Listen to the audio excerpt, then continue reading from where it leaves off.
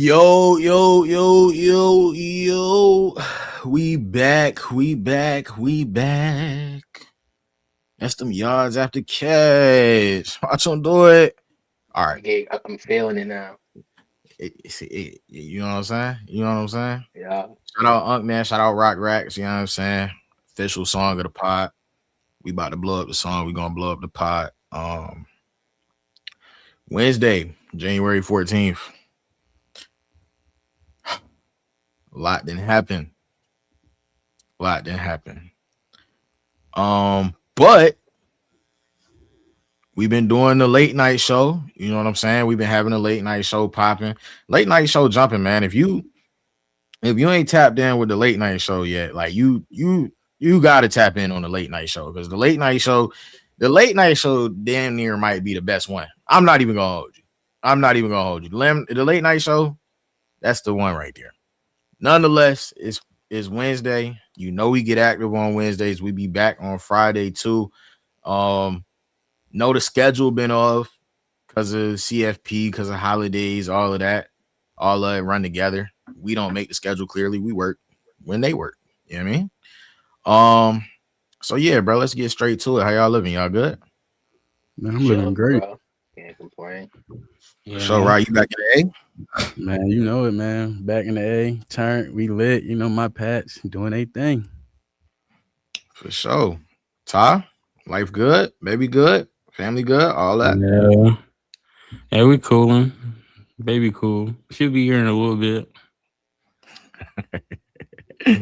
Nisi gonna make an appearance on the pod for sure. B, you good, brother? How life? Yes, sir. Chilling, bro. Can't complain. Another day. For sure. So some things is happening. I want to start because we already covered the games. We already recapped the games the other day, but some other things are happening. The 49ers have, after finding out that George Kittle tore his Achilles, he'll be done for the postseason, for the rest of the season. Fred Warner was activated, and he said today that he's not ruling out a return versus the Seahawks. Now, I don't know even if he play. I don't know if it means much. I don't know if it, you know what I'm saying? I don't know how much it helps. I don't even know how many plays he plays. If he does return, it might be like 10 plays. But does it help the 49ers at all? B? I don't believe it'll help him just due to the fact of one, I don't think he's gonna play too many snaps if he does play. And just the simple fact that quite frankly, football isn't like most other sports. Like majority of this game is physical. Like you gotta rely on your physical abilities, and he's way smarter than everybody else on the field, as far as the linebackers on the team. But his body just isn't going to be able to do certain things. He's going to be limited, so he might not be able to play as fast, move as fast. And I think that might be a negative effect on the team. So it's best to just let a backup probably come in. Okay. Ra? Honestly, I feel like Fred Warner, even though, yeah, it's a very soon comeback from his injury, if he's saying he's straight, the man is straight. Honestly, it's Fred Warner. He's one of the best linebackers, if not, well, he is the best linebacker in the game. I think 50% of him is better than half the linebackers we have out there right now. So I don't see why the 49ers wouldn't be excited to have him back. Ty? I think it'll help. I just don't know how much. Sure. Coming back from an injury like that, I think is going to be difficult to be what we're used to him being. And, like, I do agree that 50% of him is probably better than whatever they get out of anybody else, but it's just difficult, bro. So I don't think it's going to, like, they're going to be better because he's on the field, but I don't know if the defense is going to, per se, play better because it's just late in the year, and I don't think they got enough time for him to, like, get back into his groove, but we're going to see if he does play. Well, I think y'all covered it. But they are rolling out their 7th and 8th linebackers right now, bro. Like the 7th and 8th linebackers on the squad. If he even thinks he can play, you gotta throw him out. You almost got to. Oddly enough, though, and then the video blew up today, because Sean Payton was being rude. Sean Payton was being Sean Payton. Fred Warner's old running Dre Greenlaw is supposed to come back for the Broncos. They're playing against the number one rushing offense in the league in the Buffalo Bills on Saturday. How much does Dre Greenlaw help that defense, and do they even need to come in and help their defense? Todd, start back with you. I definitely think he'll help. My issues don't align with like the Broncos defense. It's gonna be about the Broncos offense putting up points. That's gonna be what I think that game come down to. I don't think the defense, with or without Greenlaw, I don't think the defense is gonna be like the issue if they win or lose. But obviously, getting back any of your starters is gonna make you better, and like they gonna need him. So we're gonna see. But yeah, it's gonna come down to me. It's gonna come down to Bo Nix and that offense more than Greenlaw and the defense. Yeah. I'm glad you said that. We'll get to it. Ryan, go ahead. Yeah, just to piggyback off what Ty said, the Broncos defense is the Broncos defense. That's a unit in itself. With him there, without him there, it's still one of the best top 3 defenses that we're going to have to see. And then on top of that, with home field advantage, they got you call it the Mile High Club. The altitude up there is insane to play in, so that's another beast in itself. So honestly, Drake, it really doesn't matter if Dre is there or not. It's going to be insane to try to score against that defense. B. I think we all on the same page as far as what we're expecting to get from the Broncos. Like Dre, if he comes back, I think it'll enhance the defense's play versus the Bills, but I don't believe they necessarily need him. But the Broncos, they will tend to probably need to put up a decent amount of points considering it's the Bills at the end of the day, but I don't think that Bo Nix and those guys are going to necessarily need to put up the amount of points that people were expecting. Like, I believe 21 points would be enough for them to win this game. So it's like, we just got to see. But Dre there, I think it secures the game, in my opinion. Without him, we may see some flaws slightly, but not too much to really worry about. Did you say it secures the game if Dre Greenlaw's there? Yeah. We just saying the Broncos defense is, in my opinion, the Broncos defense is the only defense that's up there with the Texans defense that's in the playoffs still. Those are the 2 best defenses in the entire league to me. And we see how the Texans defense looked versus the Steelers. We all was hype about them, but we expected a little bit more from the Steelers, even though we expected a great performance from the Texans. I believe the Broncos is the same as far as their defensive play. So yeah, wait and see. Okay. Let's move from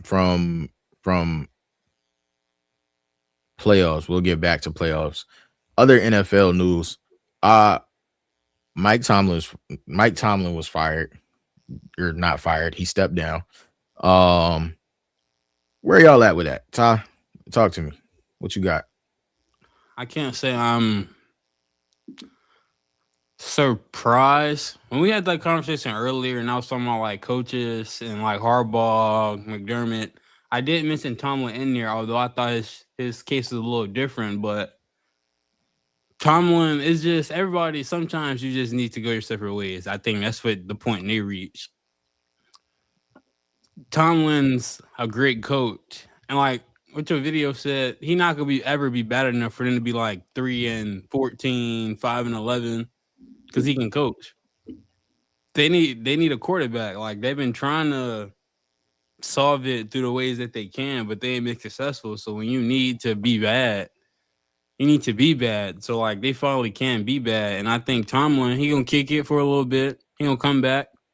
Somebody gonna want him next year, so he'll decide if he want to go back to Pitt or he want to go somewhere else. And I'm pretty sure he'll go somewhere else. And this is gonna be about who gonna trade for him because they gotta get his rights or whatever. So I think that's the scenario we're in right now. But I can't be mad like one way or another, whether it was this year, next year, the following year. It was bound to happen. Right.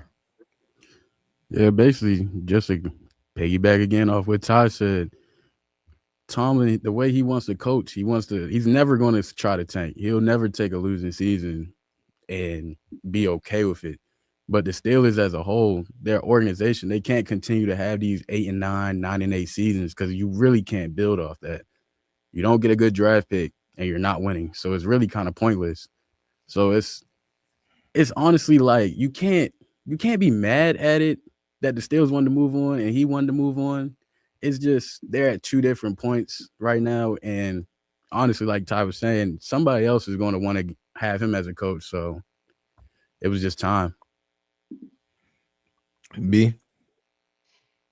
Yeah, I feel like Tomlin's situation honestly is like slightly similar to John's in a way, just far as a vet coach that's been around for a long time, that's been used to winning, and people know what you're getting from him. Just the organization just wanting to change, I think a mutual thing. Only difference is John got fired and Mike has stepped down. But it's a thing where though I feel like both of them, we already see John is in the works as far as coaching. So I feel like both of them will find a destination in the short term and wish the best for the organization, really. But it was a mutual thing. I just feel like it was time for both. Where does Pittsburgh go from here? Like, and I'm hearing a lot of things, but in the way that we talked about the Baltimore situation, where it's like, yo, if you going to get another defensive coach, like you should have just like it don't even make sense. But that's what I'm hearing a lot of stuff from Pittsburgh or out of Pittsburgh and Pittsburgh fans and their writers and stuff that they might be going in a direction like a Brian Flores per se. Obviously that job doesn't look as appealing to a lot of people, but that job, I think most people don't understand, is they've had 4 coaches since 1969 or something like that. That job, for job security alone, is appealing to a coach. So, but I just don't think, like, if you going the Brian Flores route, like, what did we get rid of? What did we part ways with Mike Tom for? You know what I'm saying? That's how I feel about it. But where do you think they will go? Where do you think they should go? What would be your favorite place for the Pittsburgh to go? Or what would be your favorite coach to go and coach in Pittsburgh right now? B.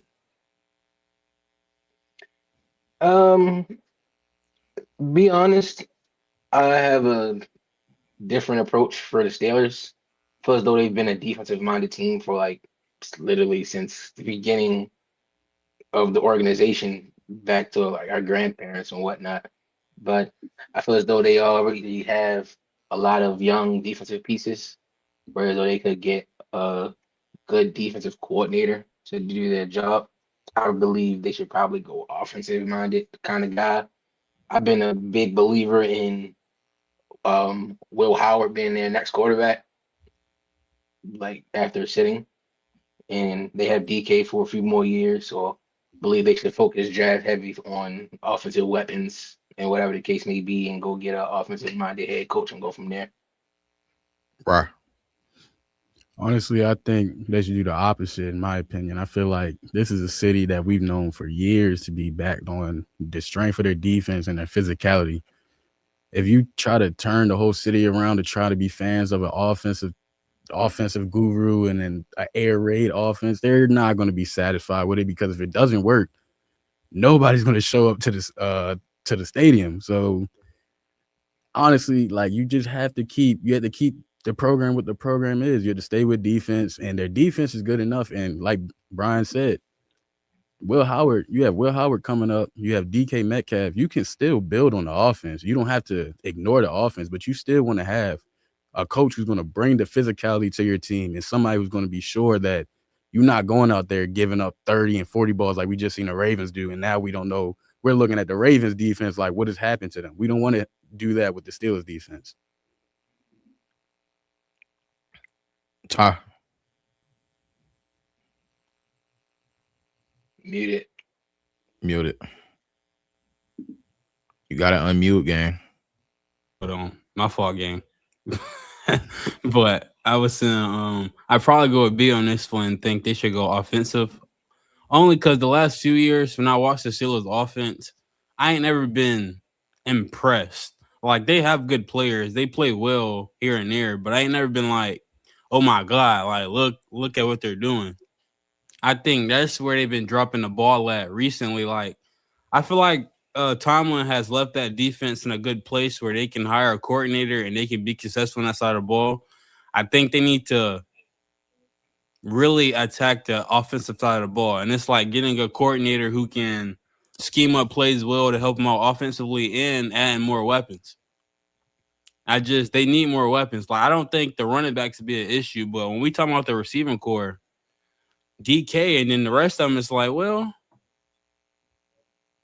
so I think that's where they should spend their time. Like, we talking about Will Howard and all that kind of stuff, which is cool. I think that's still an option for them as well as pursuing a quarterback if they don't feel like Howard's ready to be that guy or give him a chance to start. So I think all of that's in a realm. I just feel like they should probably finally really address that side of football this offseason. I think it's time to address the offensive side. I'm not too keen on them drafting a quarterback. Here's the thing. I don't think I'm not gonna go as far as to say Will Howard is gonna come in the league and be this upper echelon, like top tier guy. But what we know about the Steelers is you could say that at his peak, Big Ben was a really, really good quarterback. And I don't know that I would go as far as to say that he was like this elite quarterback. I don't think I would go as far as to say he was a game manager either. I think he was a really good quarterback. I think though, what you've learned from who the Pittsburgh Steelers are, and even if they go with an offensive minded head coach, I think at this stage of his career, Will Howard showed you in Ohio, at Ohio State, that he was mobile enough to be, you know what I'm saying, still to not be a statue back there, but that his arm was good enough to make just about any throw that you need him to make. Not to the upper echelons here, guys like you know, Matt Staff and stuff like that. But I think he can throw just about any throw you need him to make. Therefore, I don't think if you're the Steelers, you have to go and get an elite quarterback. I think you're going to put elite pieces around him and help him raise his ceiling. Oftentimes we get too caught up in, especially today's game, because offense is so important. I think in today's game, we get caught up in wanting the quarterback to raise the play of everybody else. Well, sometimes it's okay to have a good quarterback and have everybody else around him raise his play. And I think that's what you can have if you have Will Howard. You can have a guy who, you know, he's good, serviceable, but then you're going to put some good pieces around him. You already got DK. Go and give DK a number 2. You know what I'm saying? Put some pieces around him. You know what you got in your running backs. You got a strong run game that's much different than most of the run games that you see in the league right now. Their run game doesn't consist of just, you know what I'm saying, power and sweeps and stuff like that. No, their run game consists of, in the passing game, hey, we're gonna run this, we're gonna run a bunch of routes. It's gonna look like we passing the ball, but really we about to run this swing route, and you're gonna be the number 1 right here. And we're gonna see if we can get you in space to make some things happen. So I think their run game is a little bit different, but I love what they can do on that side of the ball if they go and get some more pieces to put around Will Howard and allow Will Howard to grow and continue to flourish into his own player, into his own man. Frankly, the comp there, and it's gonna sound crazy, but I think the comp there is Bo Nix, right? Like, I think at his peak, but I think Bo Nix's processing ability is better, but I think the play style is what I see in both of them, where it's like, yo, okay, you look at Bo Nix and you're like, can make the throws. You know what I'm saying? He can run still. He's mobile enough to run, but he's not the best runner or the best thrower of the football. But you give him Sean Payton and some pieces, and all of a sudden, you're talking about him in lights that you may not be talking about him in if he weren't in Denver. You know what I'm saying? But you have a really elite defense on that side of the ball too. So I think there's a lot of ways that they can go with this thing, but I do hope that they go offensive minded. If nothing else, just to build this thing out, you know what your defense is. Go and figure out that offense. Because this game, if you look at this game that they played against Houston, I mean, I know what the final score says. I know the final score says 30-6. That game, if you watch that game was not a 30-6 game. That was a 2-score game at most, and Aaron threw up a, you know what I'm saying, a effort ball just to see what happens at the end, and that's what made it a 30-6 game. Not that, you know, they just went out there and got blown out. They got blown out in the fourth quarter, but this was a close game for the most part. And if you had a viable offense out there and you had some things that you really trusted, and some pieces that Aaron really trusted, you know what I'm saying? I think this is a totally different ball game because of I think that's because of how good this defense showed you that they can be until they can't be anymore, right? Like, you need your offense to help you. You can't stop good teams for 4 quarters. Unless you're the Houston Texans and your defense is literally upper echelon, elite tier defense. So I don't know. I hope they figure it out. I hope they go offense, but we'll see. I gotta get y'all's take on this because I read it today. Came out like late morning around lunchtime. Jags are still planning to play Travis Hunter both ways next season. I don't know what that exactly means. That could just mean, honestly, that he gets a couple reps, you know what I'm saying, at wide receiver, and that he's full-time corner with a couple, like, okay, here we go. We're gonna put this package in for him. Or that could mean he's genuinely going both ways like he was last season. B, I want to get your take on this. Is it still safe to play Travis Hunter both ways? I believe it is. And the reason I say is everybody don't want to be right so bad about him not being able to play both sides. We see people get injured every day in the NFL. And the simple fact is that Travis Hunter's injury had nothing to do with his durability due to being overused. It was just one of those unfortunate injuries that happened. It wasn't like his body was getting beat up and it broke down and he got hurt. So I feel as though I'm all for them continuing to play in both ways. I would like him to be full-time at receiver and part-time at corner, just off of his playmaking abilities alone. And I believe he's the best receiver that they have. And I believe he showed that in the time he got to play receiver and when he did get the ball in his hands. So, yeah, that's how I feel about it. I just feel as though he's too high of a playmaker for him to be corner first or receiver. Right. Honestly, I don't see why you would not let him play both sides. This is what they drafted him with the second pick in the NFL draft for. You don't use the second pick for somebody who plays both ways, and then after one injury, you're saying, okay, we're not doing that no more. You have to let him do what he's going to do. And honestly, like B said, he's been showing flashes. He's shown that he can really be that guy. He's a big-time playmaker. And as we've seen in college, he shows up in big games. So, honestly, we never know what he could have did in that game, honestly, versus the Bills. He could have really changed it, and they could have won. So, I feel like they should just keep the program what the program was, let him do what he feel he can do, and then once you start seeing, like, okay, maybe he can't play both sides the full time, then we can make adjustments. But until then, I don't feel you should hinder anything. You should keep the program. Ty? If it was me, I'd probably still let him play both ways because I think he can impact the game both ways. But I don't think the Jaguars, I don't think they're really going to let him do that. I think he's going to be mainly a corner next season, and like he'll play on offense in spurts. The reason I say that is because them trading for Jacoby Myers, having BTJ, Parker Washington coming on, those three receivers right there that can, you know what I'm saying, help your offense out. They might add another one or two, but then honestly, I think that allows you to let Travis fit in where he get on that side of the ball. You know he can make plays, but it's a lesser load for him on that side, and you can increase his defensive workload. So I mean, I think they need the help at the corner position, and Travis after next year, if he stay healthy, he probably could be the best corner on that team already. So like, I think they got decisions to make. I just whatever they do decide, I think he still should be able to play the other side of the ball. It ain't gotta be all the time, but they definitely should package him in ways so he still can be of use on the other side of the ball. I think it'll be interesting. I just hope that they don't turn him into a gimmick or a gadget player on the other side of the ball. Is that would just be nasty at that point? Just leave him on defense, bro.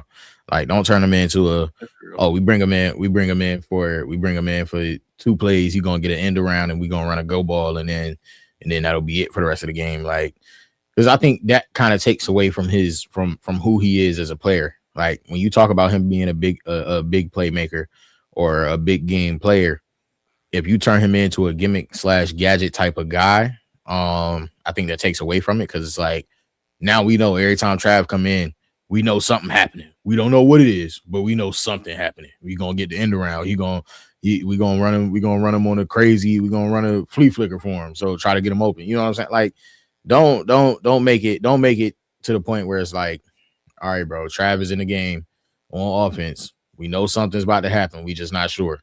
Don't do that. I think that's taken away from his greatness. I think that's taken away from who he is as a player, who we've known him to be, who we've come to understand him to be. And I think, frankly, until you can see that he can't do it on his level, you got to allow him to show that he can. Innocent till proven guilty, right? Like, any level that you've seen him play at, they said he couldn't do it, and he's done it at every level. He did it in high school. They said, oh, he probably can do it at Jackson State. He'll be all right, because we know they disrespect HBCU ball every day. But then he went to Colorado. They was like, that ain't gonna work up there with the big boys. That ain't gonna work. Worked out perfectly fine. That being said, what I think the Jaguars are gonna have to do is they're gonna have to take a page out of Deion's book.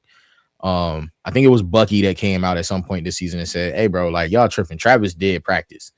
I'm sure Travis did practice, but Travis ain't practiced the way that everybody else was practicing out there. And I know that Bucky was probably trying to protect Travis's image while also trying to protect Coach Sanders' image. I know we know what that was. That's a PR like, hey, son, go out there and say something about this. Like, we can't just have it out there that Travis just was out here just running amok, being a king and wasn't doing nothing. You can't say that. Though? Yeah, go ahead. So I feel as though that's where the Jags are gonna have to decide what they're gonna do. How are they gonna let their ego get the best of them? What I mean by that is, Travis was coached by the greatest corner ever, and also a guy that got to play receiver at times in the league. And if there was anybody that knew how to utilize Travis on both sides, it was Deion. Like you said, Bucky came on and said that anybody that kept track of Colorado knows when they were having practice, Travis had off days because he had to recover because he was getting an overly amount more snaps than guys. Like, at the beginning of the week, he wasn't at practice. He was recovering. So that helped him stay healthy. So if people say he can't play both sides in the NFL, that's strictly just going to be off of him expecting him to practice every single day like everybody else. And it's unfortunate that when you say it out loud, it seems like he's getting special treatment. But if I'm gonna be honest, like, special treatment for a special player, we ain't seen a player that played both sides. Like, he's two elite players in one. So we have to give him this special treatment to recover so he can play both sides at a high level. Yeah, I like what you said about ego. I think where this can get turned into an ugly situation is, you have a bunch of guys making millions, not a million, millions of dollars. And we already know how to. And the saddest part is, it's not like he played like running back and linebacker, right? Where you like, yeah, he's a hard, like he's you know what I'm saying? Like, oh, those are hard working positions or whatever, right? Like, nah, he plays two of the prima donna positions in the league. He plays wide receiver and he plays corner. And I think that plays a role in it, right? Like the rest of your wide receivers is gonna be like, well, I can't get an off day. Well, BTJ, do you also play corner? You're not a unicorn. You know what I'm saying? don't- Like Parker Washington, do you also play corner? Like if you play corner, if you want to play corner for us, by all means, you can have off days too. But until then, you know what I'm saying? So I think that's where it gets sticky at, is like, if you're Liam Cohen, if you're that front office, you have to figure out a way to, if you have to figure out a way to put your pride aside. Like, hey, at some point, somebody gonna have to walk in that meeting. Like, listen, bro, Travis not practicing on Wednesday. We already know NFL teams don't practice Monday and Tuesday anyway, as is. Travis not practicing on Wednesday neither, bro. He walking through on Thursday, and we gonna give him a light jog on Friday. You know what I'm saying? And that's just gonna be what it's gonna be. But I don't know if you're Liam Cohen, if you're ready to handle that in your second year as a head coach. You know what I'm saying? I don't know if he's going to be ready to handle that. I don't know if the front office is ready to handle that. That seems to me like something that you need a vet in the locker room for. You need a vet in the front office for. You need a vet as your head coach to deal with a situation like that. You need a Mike Tomlin type guy to handle a situation like that, where Mike Tomlin going to come in and be like, I don't care what y'all talking about. You could call me what you want to call me. He's not practicing. We seen Andy Reid do it for Deshaun Jackson. Right. He had days where he said, like, yeah, I can't practice today. Like, I need to recover for game day. And Andy Reid, he was all for it. Like, your players that's that much of a playmaker, you gotta give them that much time. But I wanted to ask y'all, are we not, like, is a subject people aren't trying to get into yet, but are we sure that Travis isn't the best at both sides on the team already? Because I feel like both sides is at the same. I feel like both sides at the same level. I feel like receiver and corner for the Jags both at the same level, as far as the starters and the depth they have. I was going to ask myself. I don't see, like, I get why we say Trav deserves the time to play both sides, but all the guys y'all named that it happened for were proven guys in the league. Travis really hasn't proven anything yet, so I don't feel like he should get the special treatment. But maybe if, like, a year, 2, 3 years down the road, he starts showing that he's elite on both sides, and okay, yeah, we can start giving him them days off, stuff like that. But right now, I don't know. I think it ain't the proven thing. Is unicorn treatment. I get it, but I think he hasn't shown anything. What if he's Marcus Jones? You have to allow him to do that, though. You can't expect him to play both. I think it's not about giving him superstar treatment because he's proven something. It's about giving him the treatment that he needs to be able to efficiently play on both sides. I think this is the other part where it gets sticky at. Like I said, all of them are in there making millions of dollars, right? If you already paying Travis Hunter millions of dollars, is your ego going to be too big to where you say he ain't proved nothing, he can't have no days off? But I really do, because it's clear that the organization wants him to play both sides. And I think that's where the problem comes in. If you want him to play both sides, you have to allow him to do the things to make him efficient at playing both sides each and every Sunday. You can't treat him like one of the regular guys and then say, but I also need you, Trav. I need you to play both sides too. I need you to play both sides. Like, it don't work like that. It don't work like that. And not off of talent or what we see him do in college. Strictly off of nobody can hold. If we already are of the mindset that, like, it's just not really possible to hold up like that, then you got to allow him to hold up. You got to do what you can as an office, as a training room, team doctors, head coaches, assistant coaches. Everybody has to chip in and play their part to say, hey, we know what we want him to do. We need to allow him to do it on Sundays. And practicing is one of those things where it's like, yo, like, what are we really talking about? If that's what you want him to do, and it's clear that you do, because here you are again about to make the same mistake, you got to give him a break. You got to give him a break. And I ain't saying, when I say he not practicing, I ain't saying he out there doing nothing. No, that means he need to be in the training room. That mean he still need to be in the film room. That mean he still need to be out there on the field, cleats on. Still need to be out there on the field, on the bike. You know what I'm saying? He need to be out there working with the IR guys. He need to be out there working with the guys that's maybe not practicing, but they, you know what I'm saying, they training. You open up your 21-day window, you know where you at. You over there on the side with the injured reserve guys. You know what I'm saying? So I'm not saying don't practice and he at the crib chilling on stream playing video games. No, I'm saying don't practice in the sense that I'm still around the team. I'm still on the field. I'm still getting work in. I'm just not overexerting myself on Wednesday for no reason, just because the standard says everybody got to practice on Wednesday. That's the first day we come back. That's the first day of the week. That don't make no sense to me. Yeah, so like for Travis, because like you said, like a regular day for Travis, he's exerting twice the energy of a regular player. Like he is on the field constantly, and they already said when they were done with defensive reps, he was back to offense. So it was like he don't really, as long as we've kept track of Travis, and we've always said it, when do we ever see Travis sitting down on the bench? He's standing up, moving around for 3 hours straight. Rather, he's on the field, he comes off for a second when special teams is out there, and he comes right back on the field. That's what we've seen for the past 4 or 5 years with Travis. It's just how I feel as though it should be for him. But like what you said, Ryan, about the special treatment, like because he haven't proven himself yet. The little things we see, the little bit that we got to see from Travis in the NFL from receiver and corner, that's the sticky situation of whereas though I believe he should have been the second overall pick regardless. Reason I say that is just as a prime example, his last year of college. His receiver numbers lined up with Jeremiah Smith's, his corner numbers lined up with Will Johnson, arguably the two best players at their positions in college last year. So that being said, you also have to look at the fact that since he plays both sides, it's a lot of guys in the league that are elite guys that you will take Travis over right now, just due for the fact that you're getting two elite things in one.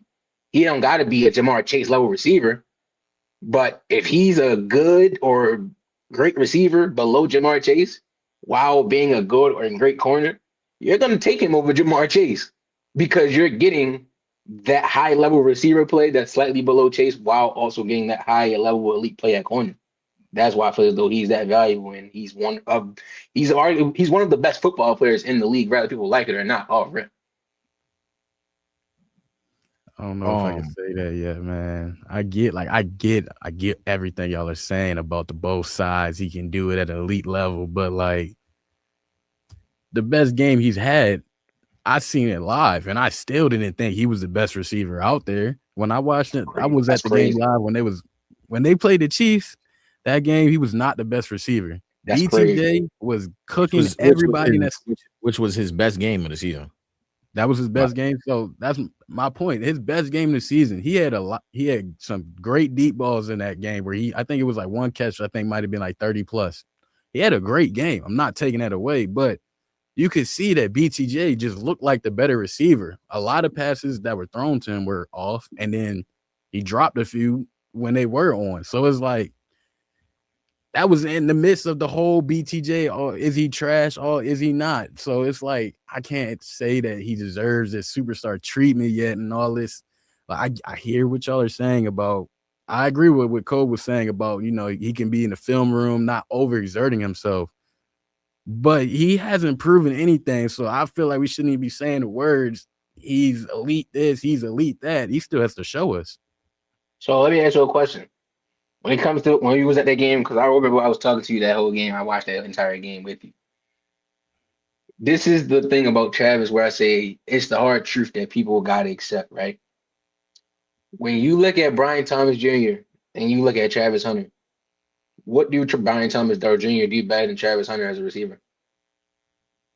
I mean, honestly, if you're asking me for what I've seen, it looked like BTJ was the better route runner. He was getting open pretty much all night for the fact that the Chiefs defense is pretty solid. It didn't look like he was having troubles getting open. It was just the fact of him catching the ball. Okay, so you think he's better route runner? His hands, we see, it can't be better. He just arguably led the league in drops, whatever. His ball tracking skills is nowhere close. Travis might have arguably the best ball tracking skills in the league. That's just something that's just made his game at a high level. But from what I see, I don't know if Cole, Ty, y'all see the same thing, but from the little things I see, I believe there's quite frankly, nothing that Brian Thomas do better than Travis Hunter besides being able to create separation on a deep ball. So Travis Hunter's a better route runner. He got better hands. He has higher IQ on the field, and he has better tracking. So that's kind of what I be meaning by when I say like the steps you take with Travis on both sides. When you really break down the game of football in his game, he lines up with some of the best guys on both positions, no matter how you put it. For sure. Let's move so we can finish up with our NFL news. Is it time for Lamar Jackson to take on a bigger role within the Ravens organization?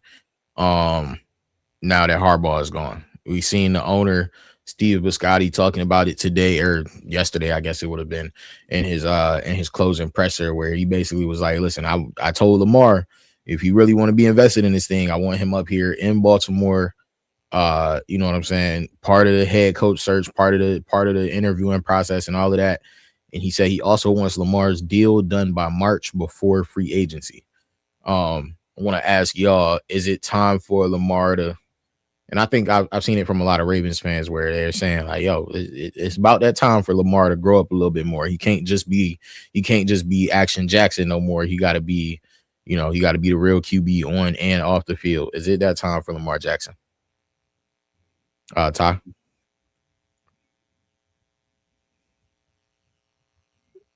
You muted. You muted, bro. All right, but I'm gonna say yes, but I feel like it's tricky, right?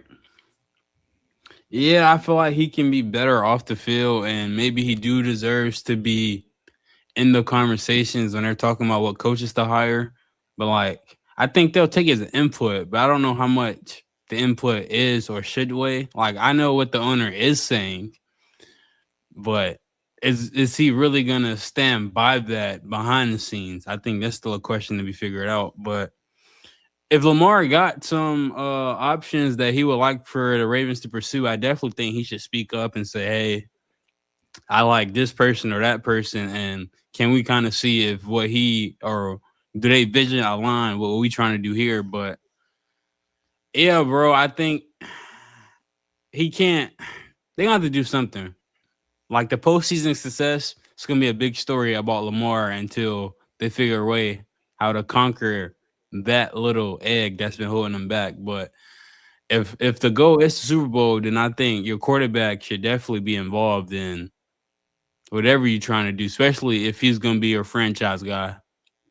We'll see though. I think the Ravens, they got to get this hire right, especially where they at right now. So we're gonna see. Right. As Todd just said right at the end, where he said they have to get it right, he is 100% correct. It's time. Honestly, we've seen Lamar. He came in as a kid. Everybody's doubting him. He had his moment where he got to prove all the haters wrong. Now it's his time to go lead a team. It's his time to go be that guy, be the quarterback of a team. And as Todd was saying, he wasn't sure that they'll hold him to it. Even if the organization doesn't, the city is going to hold him to it. The fact that he put it out there saying that, Lamar, we're giving you the keys to the city. You let us know who you want to hire. You let us know how you want us to run this program for you to win. He has no option but not to take that and do what he has to do. If not, the city's going to want him gone. As you've seen, there was some questions. I mean, it's not a lot of fans saying it, but there was some fans saying, I would rather have John Harbaugh than Lamar. Lamar can leave because he hasn't won anything. So the fact that you made that decision and you chose Lamar over Harbaugh, now it's time for Lamar to be that leader of the whole organization and not just, a good quarterback in the organization. It's time for the organization to be Lamar. B. Year 8, I feel as though it's that 100% time. About to be 10 years into the league. And quite frankly, the entire Ravens organization, we see how they're operating and how they're ran. I believe that they need to allow him to do this, but he also, like you said, he has to want to do this himself. By year 8, you're starting to be in vet territory So your maturity and everything should have been risen by now, especially as a quarterback. You're supposed to lead the team. We've seen it throughout our entire life how Brady operated way differently than there. Peyton Manning is like their commitment to the team off season and off the field is a slight difference that elevated them above the rest of the pack. So I feel as though if they have some of the things that Ravens fans and NFL fans always say they have, like they have a good defense, they have Lamar, as long as they have Lamar and a few other things, then it'll help. I feel as though if he decides to take that leap and be a leader instead of just showing up to play football, because that's not a lead. We all know that's not what a leader is, just showing up, being the best guy. If he decides to be a leader to the team and be more vocal and they allow him to be, then yes, I believe that they can have some success in the long run. I got a quick I think question about Lamar.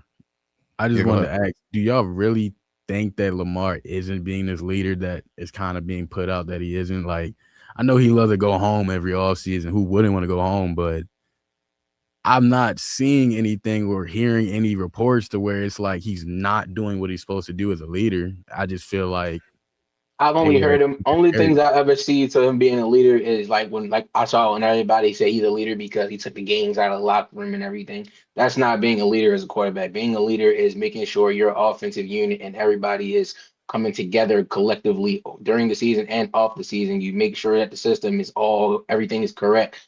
You making sure that everybody's accountable. Y'all on the same page all the time. And when I watch that Ravens offense, the team isn't on the same page. And it's been like that quite some time. There's a lot of miscommunications and all those things. When you're a quarterback that lead your guys, they know what you like to do and they know how everything is ran. We see it all the time where vet quarterbacks end up going to other teams. They take extensive hours with the team out of practice. They be at their house, everything, so they can learn what fits the quarterback themselves because you're the program, like you said, at the end of the day. So you got to make sure your guys, you have to be the one to go to that extent to make sure your guys know what you want to do. So I believe that he haven't been doing what he's supposed to do to be a leader. He's been doing the bare minimum. I don't think I would have to agree with B. I don't think it's that he's doing nothing wrong per se. I think it's that he's just not doing enough. Well, and I want to preface that by saying the reason that I asked the question the way that I asked it when I said with Harbaugh being gone, because it's tough when you come into the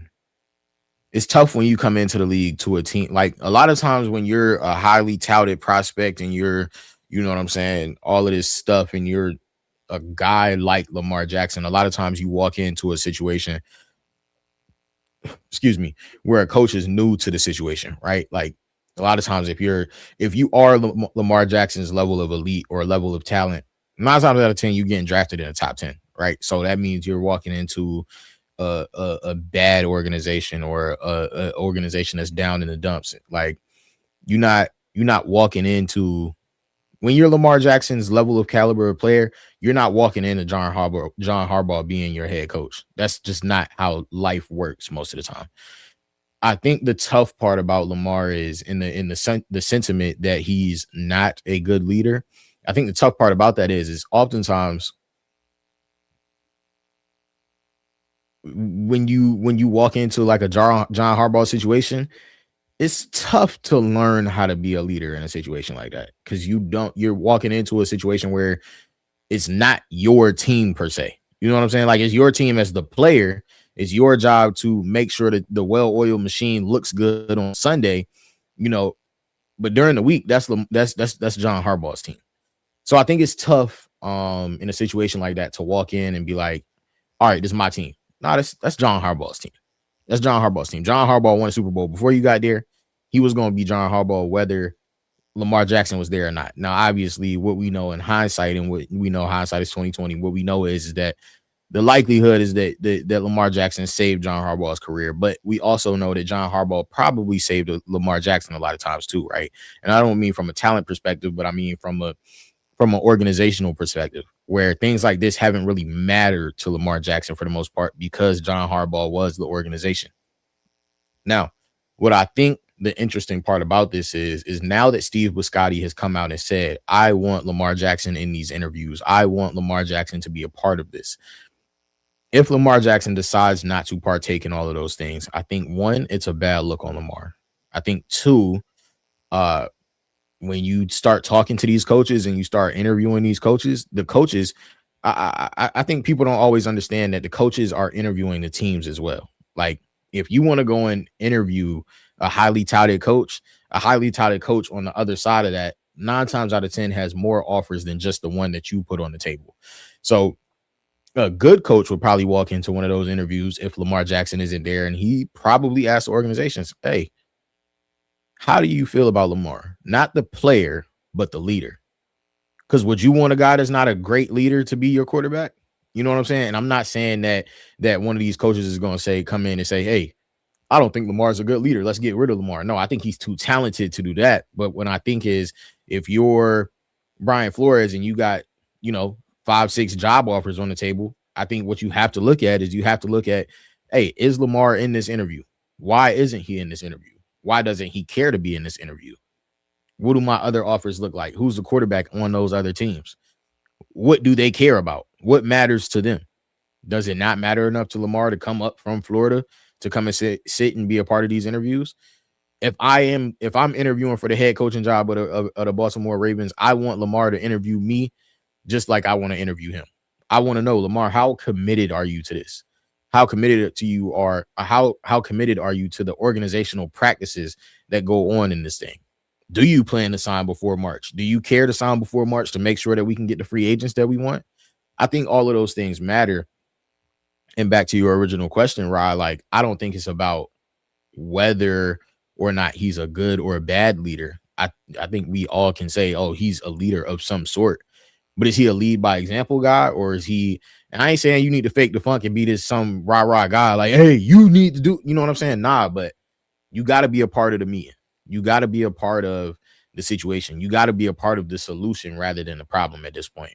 And I think that's where we get into it with Lamar, because it's like, we know that on the field you're a part of the solution. Are you going to be a part of the solution in the organization as well? I think that part matters. Yeah, I definitely agree that it matters. But like you said about him coming into John Harbaugh, he didn't have to worry about any of that. So it's kind of really hard to say he's not a leader, or you didn't say he's not a leader, but you saying he's not doing enough. It's kind of hard to say he's not doing enough because, like you just said, he didn't need to do enough. So I feel like Steve putting his I name want to ask you though, does that excuse you? Does that excuse you from your responsibilities, or do you have to, or see, because I think it's twofold, right? You have a Lamar Jackson type situation where there's questions about, hey, is he ready to take that next step as a leader? And then you also have Tom Brady situations where Tom Brady walked into Belichick, still turned out to arguably be, I think you might be muted, but Brady walked into Belichick, still turned out to be arguably the greatest leader of men football has ever seen. Right? Yeah, okay. I mean, I understand the Brady. That's what I'm just saying. Like, you have to, like, it's a learning process, right? Like, that Harbaugh thing only excuses you for the first few years, right? Because, all right, it allows you more time and more leeway to figure out how to become a leader. At some point, though, you have to, if you are playing under some of these guys that are the upper echelon of coaches, that are the upper echelon of leaders of men, you have to also become and learn from those practices. You know what I'm saying? And I think the thing that we talk about with Brady is, although Brady wanted to split off and do his own thing, the reason that he was able to, in his mind, say, yes, I'm good enough at this point to split off and to do my own thing, is because we know who he had become at that point. Who was the coach? It was Bruce Arians. Who was it when Brady won that Super Bowl in Tampa? Yeah, was it Bruce Arians? I'm pretty sure it was, yeah. That's my point, right? Like, like, I had to ask the question about who the coach is, right? We knew, and I'm not saying that Bruce Arians is this terrible coach, but Bruce Arians also is not coaching anymore.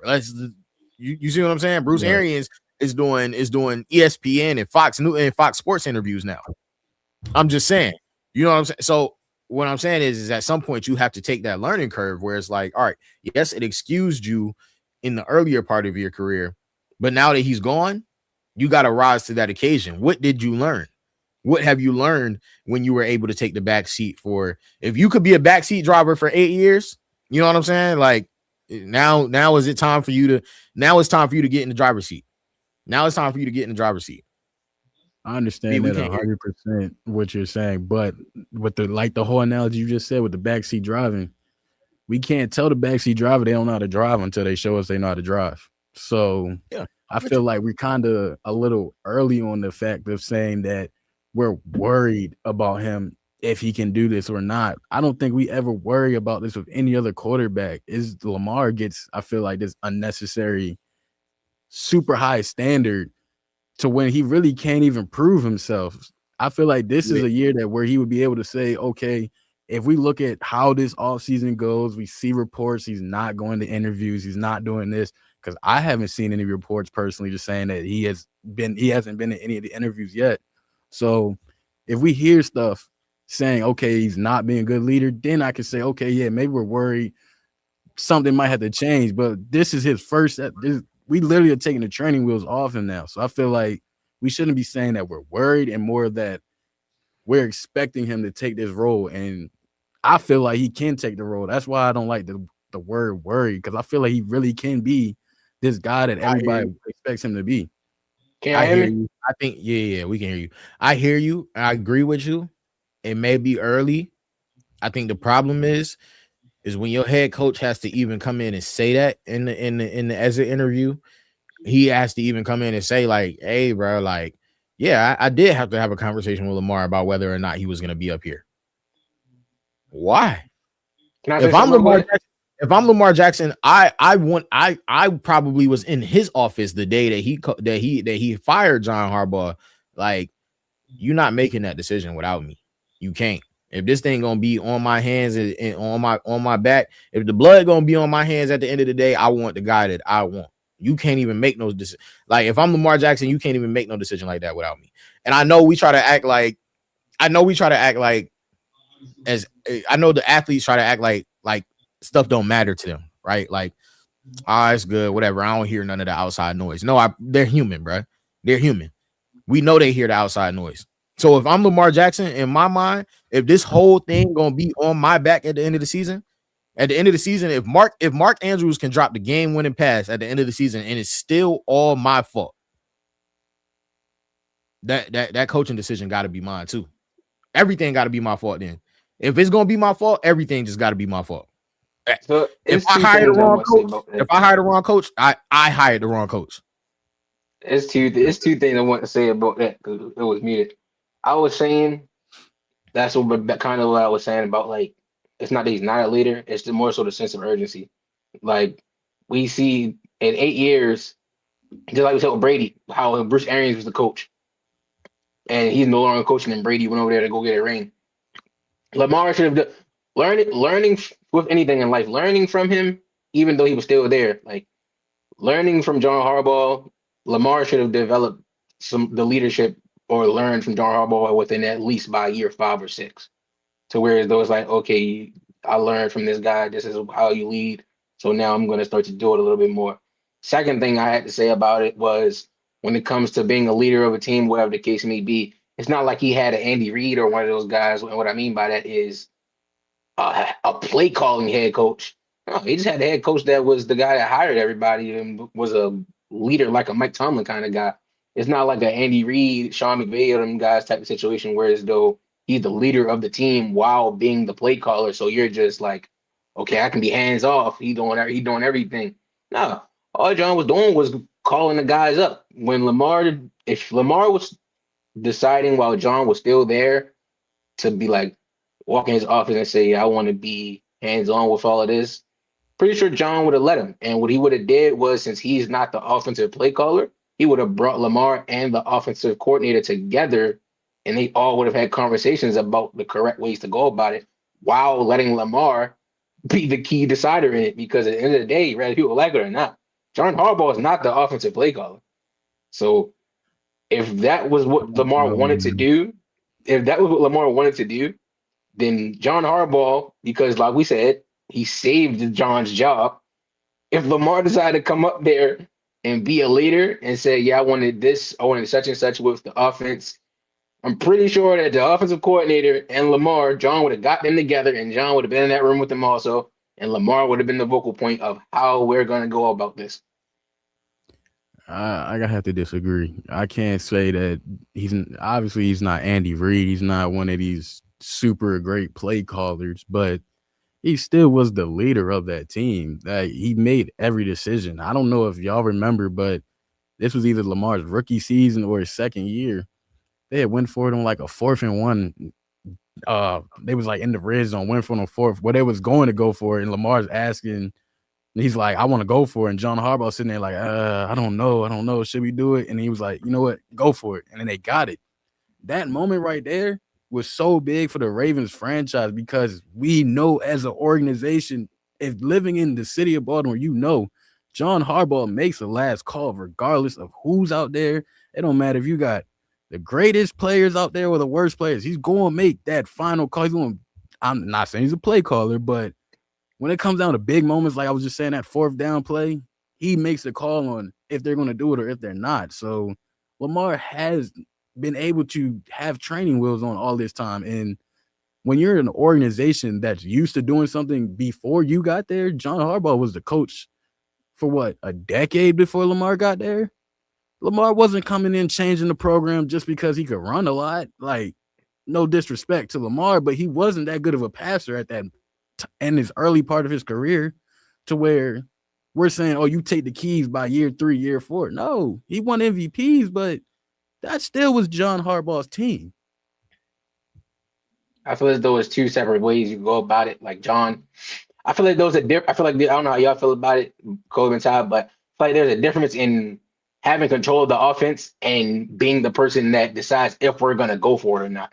Because at the end of the day, the quarterback will go for it every time if they could. It's not just because you don't. You're just because you're not the final decision maker on the 4th down doesn't mean you don't have full control of the offense. That's a decision that head coaches tend to have to make, which is why John Harbaugh, rather he was not calling the plays or not have to, because at the end of the day, you have to save players from themselves, quarterbacks especially. If it's up to them, they will go for it every single time if they could. If it was anything within 7 or 8 yards, especially when they feel as though he was supposed to got it before and it was a miscommunication or something. Yeah, no, I don't necessarily disagree with that. All right, but let's move. College football. Obviously, we got the national championship on Monday. But before we get there, we had a bunch of portal stuff happen. I think the biggest of which right now today, Dante Moore opted out of the draft and decided to come back for another year, which me and B already had our back and forth about it, but we can go deeper in depth on it. His decision also comes after ex-Nebraska quarterback Dylan Raiola has already committed to Oregon. I think everybody was of the thought process that Dante Moore was going to the draft, and that's why Raiola was going to be their starting quarterback.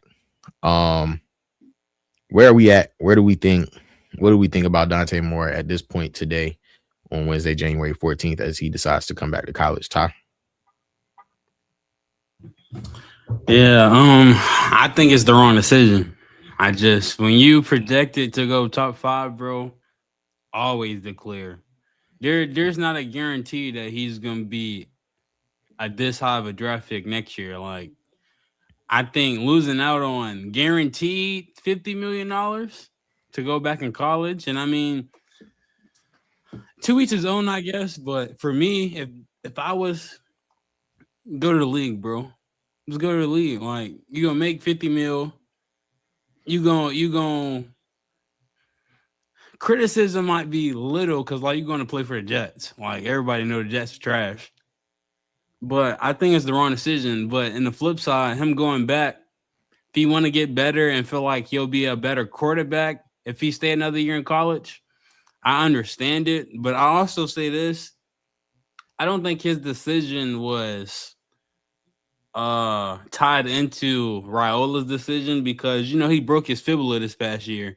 So I think he always was a stash player for Oregon. But I think now it's easier for them to be like, red shirt or do whatever because Dante coming back, he gonna be the starter. You chill, get healthy, and then next year we'll see what's up. But as far as that, I think, yeah, man, I just in good faith, I couldn't tell anybody to turn down $50 million guaranteed if you're going top 5 in the draft. But to each his own, bro. I hope he's just making the right decision for his future. Cause that's what it come down to, I guess. If he want a long career, maybe this is the way for him to do it. But I don't know, man. It's hard. 50 mil guaranteed. Travis got 50 mil for going number 2 last year, fully guaranteed in his rookie contract. I think interesting, but we're gonna see, bro. B. Very dumb decision. Very, very, very dumb decision. And reason I say it was more so a tricky dumb decision. What I mean by that is he's not going to go any higher than he just was projected to go next year. And that's just the hard truth about it. The tricky part about it is he wasn't ready. But the 50 mil was guaranteed. So I know he's looking at the long run like, yeah, I was going to make 50 mil, but I'm not ready. I might not even be able to make it through that. Like, the New York is very impatient with the Jets. Like, if I go out here and I look terrible off rip, I might be gone in like 2 years, just like every other quarterback is. So I'm not even going to play it out. But like I said, that probably was a sacrifice he was going to have to bank on himself to take, though, to develop while he was there for the first season or the off season. Because this next draft, I don't really see him. He was he was projected second this draft, right? I don't even see him being a top 3 quarterback off the board next year. So that was a very messed up situation for him. And I don't know how Dylan and his team's going to go about it. I believe he's a starter right now. Like, started his first 2 years. He's been getting high praise. They both were top ranked quarterbacks, but you got to see how it go. But overall, bad decision for me. Honestly, I can't say it's a bad decision because the man is himself. He's what it looks like. He's gambling on himself. As B said, he wasn't ready. Yeah, he would have been a top 3, top 5 pick and would have looked great. He would have got the fat contract. We all get that.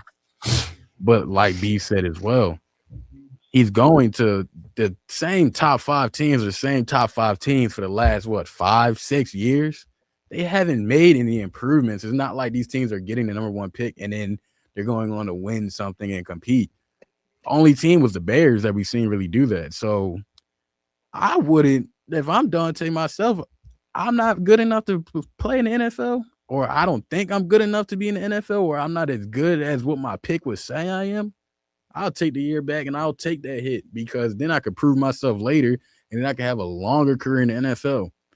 I feel like too many of these college athletes get into a mode where they're trying to strive to get the highest pick they can be, which obviously you want to have you want to be as high as you can be in the draft, but you don't want to sacrifice your potential in a future career just because you want to go get that $50 million paycheck. Like, I understand it. It's walking around saying, oh, I'm the number 1 pick. I'm the number 2 pick. I'm the number 3 pick.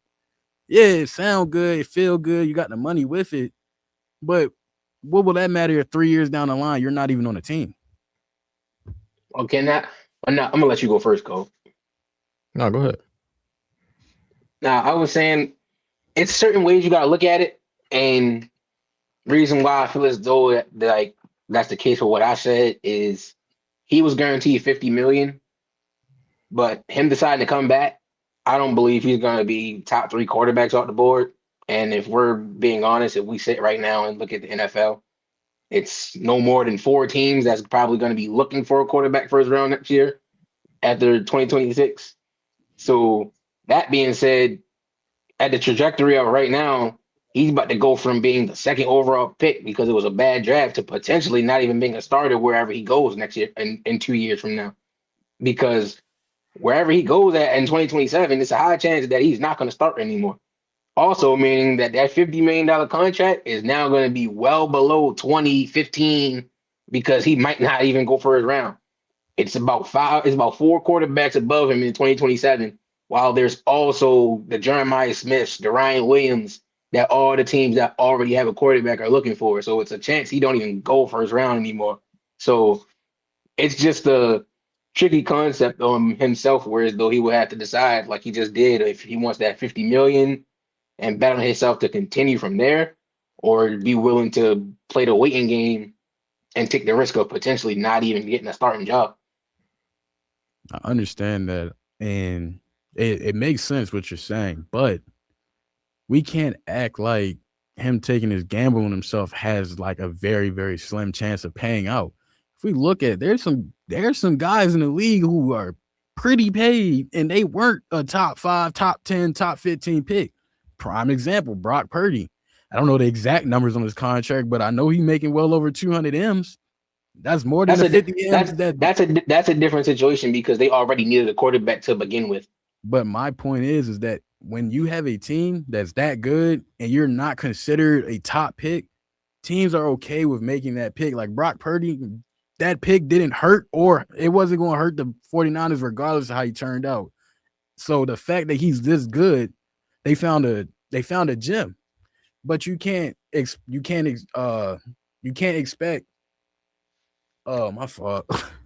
You can't have that shit, come back to me. My fault. I lost my train of thought. Case in point, what you was just saying, right? Brock Purdy got drafted into top three coach in the entire league, play caller, not even coach, play caller, with the team coming off a Super Bowl. So while having that Super Bowl roster off of that, first thing. Secondly, let's say hypothetically he do get drafted to a later team like these guys do that get put in a good situation. What team in the league right now do we even have? I'll say even a bottom 10. I'll say 10, 20 through 32. Wow. What team do we know that would have a late pick that is not like for certain locked on their quarterback right now? I think it's interesting because I hate when y'all make me argue two different points in one. I was gonna say to Ryan's point, I don't have a problem with him making a decision to come back. On the flip side, Ryan, you're also going to make me argue that Brock Purdy was a terrible example because that's I was going to say it's a once in a lifetime like Brady. Yeah, it's once in a lifetime that happened. Like how the fact that Sam Darnold was a top pick, didn't do nothing, got to sit, learn, and then bring his career back to this. But also these reincarnation stories that we're hearing are once in a lifetime too. Like no, you don't get just as often as you don't get too many Brock Purdys, you have two. You have a Brock Purdy and you have a Tom Brady. And I'm not saying that they're in the same tier. What I'm saying is you don't get too many Mr. Irrelevance that become starting quarterbacks that also get a second contract. That just doesn't happen. The same way that doesn't happen is the same way that you don't get too many Sam Darnolds, you don't get too many Mac Joneses, you don't get too many Geno Smiths, Baker Mayfields, bro. It's like just the bad teams. Yeah, when you cook yourself like that, bro, like when you cook yourself that bad, bro, the likelihood is that you don't get to just walk into another situation. Baker Mayfield, that's another situation where B just said like he walked into a team that needed a quarterback off of a 1-game tryout, bro. One game saved Baker Mayfield's whole life, bro. Like just think about that. Just think about that. I will tell you about Baker. The teams. How many times do you get one game to save your whole life? Like, bro really was on the outskirts of the league, just bouncing around, just whatever, just doing whatever out there. And Sean McVay being the offensive guru mastermind that he is, said, who's out there right now that could help me in the way that Matt Stafford helps me? I know he was surprised when he seen Baker. And I know not only was he surprised when he seen Baker, his only thought process was, I'm trying to make the playoffs. I need one game for my life. And if I'm going to do it, I'm going to just go down swinging. I'm gonna just put the ball in. I need somebody that, not that I trust to put the ball in his hands 40 times, but I need somebody that I can put the ball in his hands 40 times and it's gonna go one way or another. Either we gonna go out with the most fun, you know what I'm saying, 40 passes of our lives, or this ain't gonna magically work out and we'll get Matt Staff back next week and we'll be cool. That don't happen very often. For then Baker to walk into Tampa Bay and Brady just retired. They literally have no draft picks because Brady left them in shambles after he retired. Not in a bad way, just in a like, yo, like, where are we supposed to go from here? They were in a Pittsburgh Steelers situation, frankly, when Brady retired. In a situation where you don't have no first round draft picks. You just out here with a decent team and no picks. Like, I got a decent team and I don't got no quarterback for it though. You don't even remember who was about to be the quarterback of that team before they called Baker. Don't nobody remember. It doesn't matter now. The point is that doesn't happen very often. How often does Sam Darnold get to come in for the rookie quarterback that you drafted to be your starting quarterback? He gets hurt, not even in training camp, in mini camp. So then he gets the whole training camp and he wins the job against whoever it was bum back there that was their third and fourth string quarterback.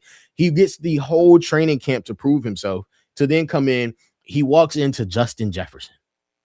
He just magically walks into Justin Jefferson. That doesn't happen. Like, you don't get lucky enough to walk into Justin Jefferson to save your life, bro. That doesn't happen. If you're Geno Smith, how many times do you get to walk? Do you get to get fired by the Jets to then walk into Seattle and you taking over for an agent Russell Wilson, but you got DK out there.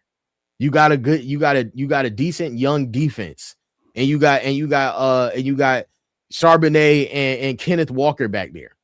You don't get to just, like, those things don't just happen where you just get to walk into situations after ruining your career and like revive yourself. That just doesn't happen. You don't get to be Mac Jones after Brock Purdy gets hurt and you walk into the best play caller in the world right now, who's arguably coach of the year.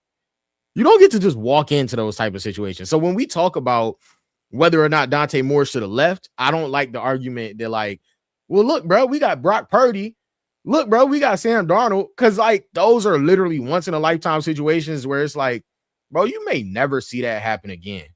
And this is just a league in which, if we being totally honest, like, let's think about our recent quarterback drafts. Our recent quarterback drafts consist of Bo Nix and Justin Herbert and like, you know what I'm saying? Not that they're themselves bad quarterbacks, but that, like, your recent quarterback drafts haven't consisted of the Lamar Jacksons of the world, the Patrick Mahomeses of the world. You know what I'm saying? So it's not an influx of quarterbacks that's coming in right now to where these guys that are getting to revive their careers are also having to compete to revive their careers. We're getting an influx of wide receivers. There's an influx of running backs. There's an influx of linebackers, of cornerbacks, of safeties.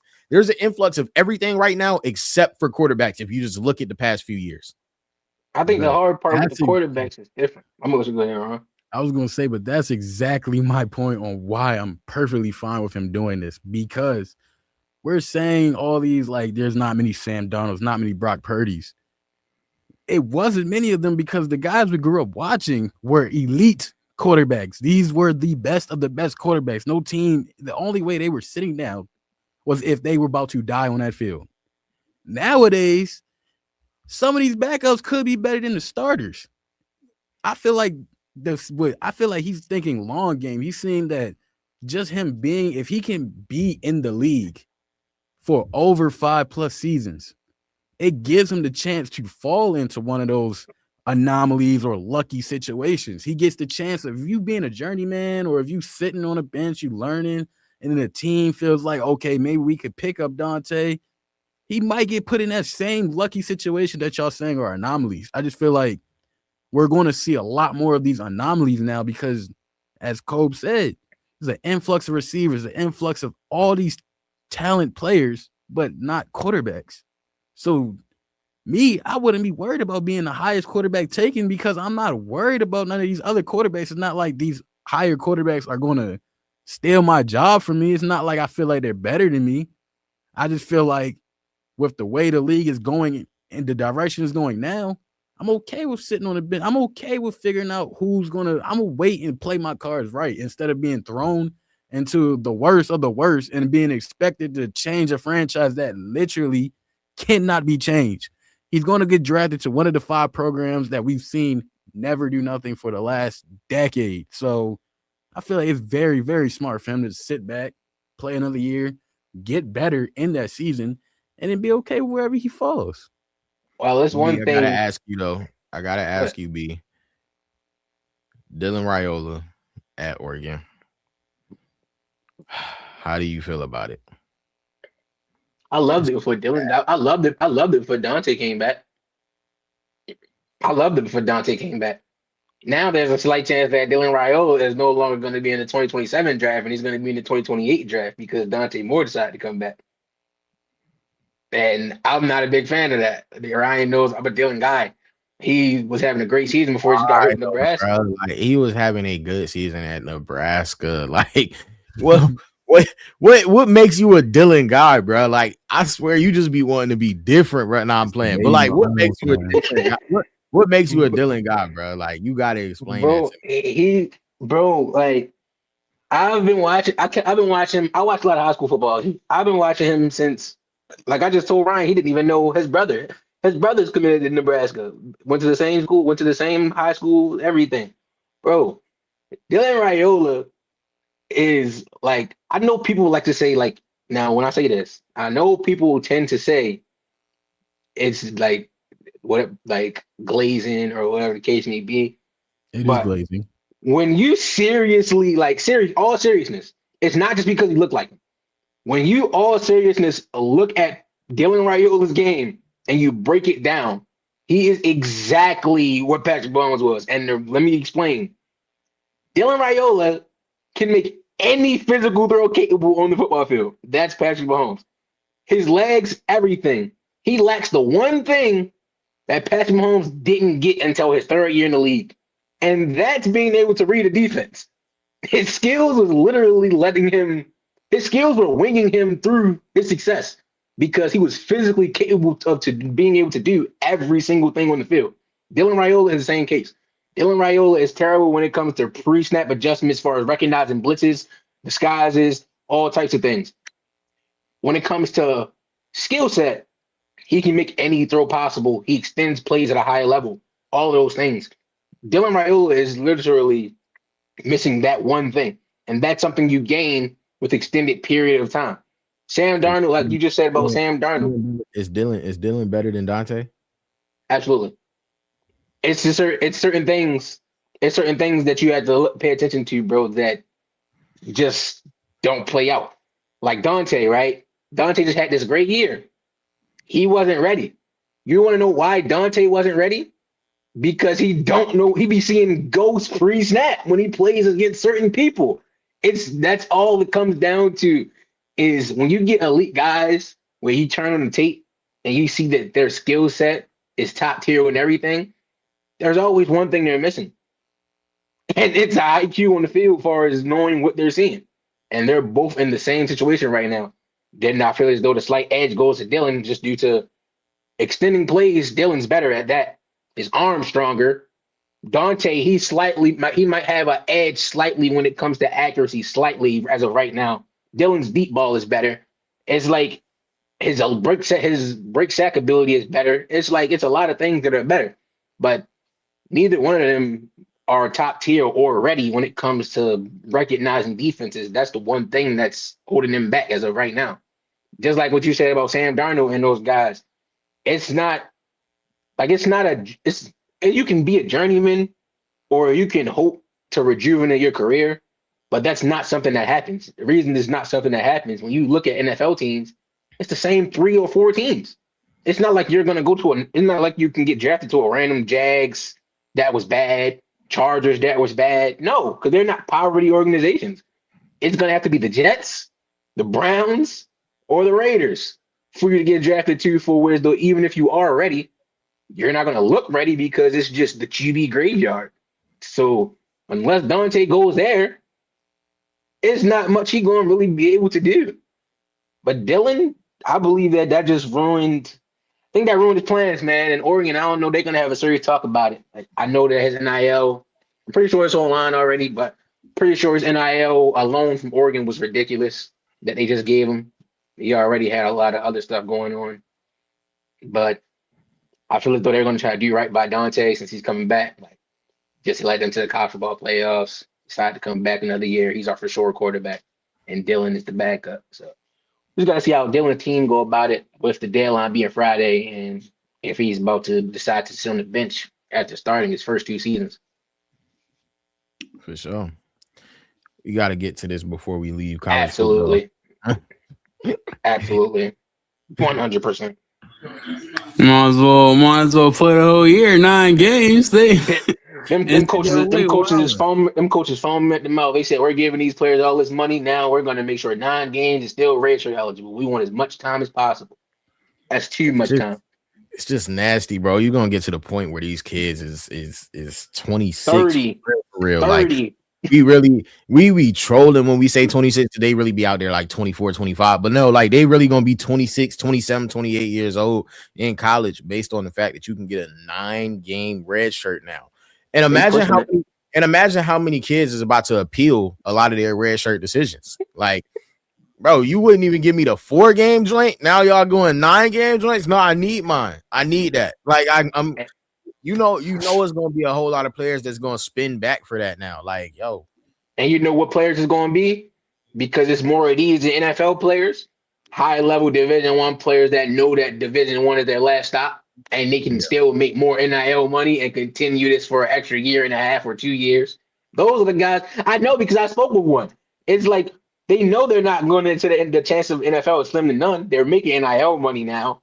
They can still maintain college for another year and a half while making money. Let me go get 6 more figures right quick. Let me go ahead and get that real quick. And I'm saving this. I used to spend it, huh? Let me go and get Can that. you be mad at that though? Like, I'm not mad at the players. I'm mad at the ownership. I'm not mad at nobody who going to chase their pape. No, I'm not. I'm mad at the people that are allowing this to happen. And I'm mad at it because if you, Ryan, was back in high school right now, right? And you was a top, and I know it's a little bit different, so I'm gonna just stick with football because baseball is a little bit different. Because if you one of them ones, you probably try and go to the draft anyway.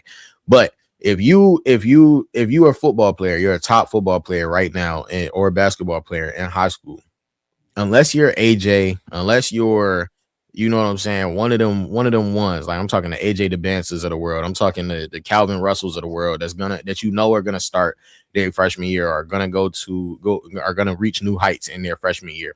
Unless you're one of them, it used to be a thing where college players could really go redshirt their freshman year and be playing by their redshirt freshman year, which would be their sophomore year.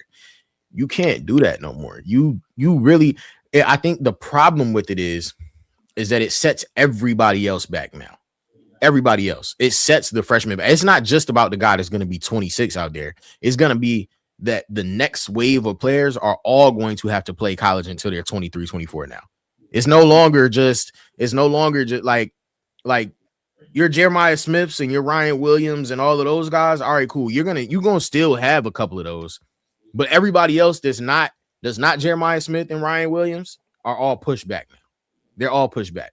Whereas you might have been pushed back a year, maybe 2, you know what I'm saying? Just depending on who was in front of you. Like, imagine the Ohio States of the world. Imagine the Arvell Reeses. Arvell Reese now is what, 21, 22? Because probably 21 because he's gonna be a junior because he's a junior coming out, right? You can't be Arvell Reese no more. You can't be a Arvell Reese who plays 1 year and gets drafted no more. Because now Arvell Reese turns into a 23-year-old prospect rather than a 21-year-old prospect. So now that high school kid, you might as well go JUCO. You might as well go spend 2 years in JUCO because you're not going to touch the field.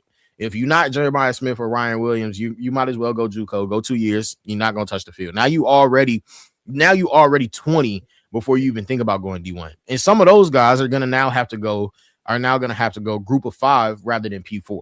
So now I got to go group of 5 for a year. So now I'm already 21. And by the time I even think about going like NCAA, and let's remember they changed the NCAA rule clock too. So now if you just now going NCAA, you still get 3 years now. You still get 3 years. So now you already 21. Now you already 21 by the time you finally reach what's supposed to be and what used to be your last destination in your P4 school. But now you still got 3 years of eligibility. And you get 9 games to play on your redshirt year. So if you go, you play your first year at your P5 school, at your first P5 school, you playing 7 games in, you like, man, look at the stat book. I feel like I'm a 65, 70 catch type of receiver on the season. I only got 42. 7 games in. I'm in coach's office Monday morning, like, yo, if I don't get 8 catches this week and it's not looking good, I'm redshirting. We talking about gearing up for the college football playoffs, and you talking about, yeah, coach, I think I'm gonna go ahead and redshirt. What? So now you still got that is different. Now you still got 3 more years, and you already 22. By the time you finish this joint, you 25, dog. By the time you finish this joint, if you play all 3 of them years, you 25. And think about it. That wide receiver that's coming in from high school, that's 18, that's a 3-star or a 2-star. He has to go through that same exact process now. And it's going to be a recurrent thing. Indiana. It's going to be a recurrent thing. And don't let it be a coach. Don't let it be a coach that's gonna move up with you. Don't let it be a Signetti situation. Oh, I went D2. I started out D2. Then I went D1, but I didn't go P5 D1. I went FBS D1. You know what I'm saying? So now that whole situation. Now I'm gonna move up with coach though. Now that's a huge problem. Now finally Signetti decided to go D1. I'm gonna move up with coach again, but I still got 3 years. And coach, if you can retain one of them guys that's already on the team, or you can go and get one of them transfer portal guys, it's all good, coach. I got 9 games and they're all red shirt. Like Ryan, you a North Carolina Tar Heels fan for basketball, right? I feel as though, like when you look, right, basketball, you get a lot of one and dones because they're capable of being one and dones. But from what I look at, Tar Heels are generally an older team than most teams, right? So when you look at Indiana, this is my problem with football, especially football, Cole, because like you said, you play too, like, and this isn't like baseball and basketball, like there's a reason. Game. There's a reason you can't go one and done in football. Your body has to physically mature to where though you can hang with these grown men. So now we're allowing Indiana average age is 23 on the team. The youngest team in the NFL average age is 24. So now we're sitting here allowing Indiana, mind you, must they always say your brain fully, we always hear your body and your brain fully develops as a grown man at 25.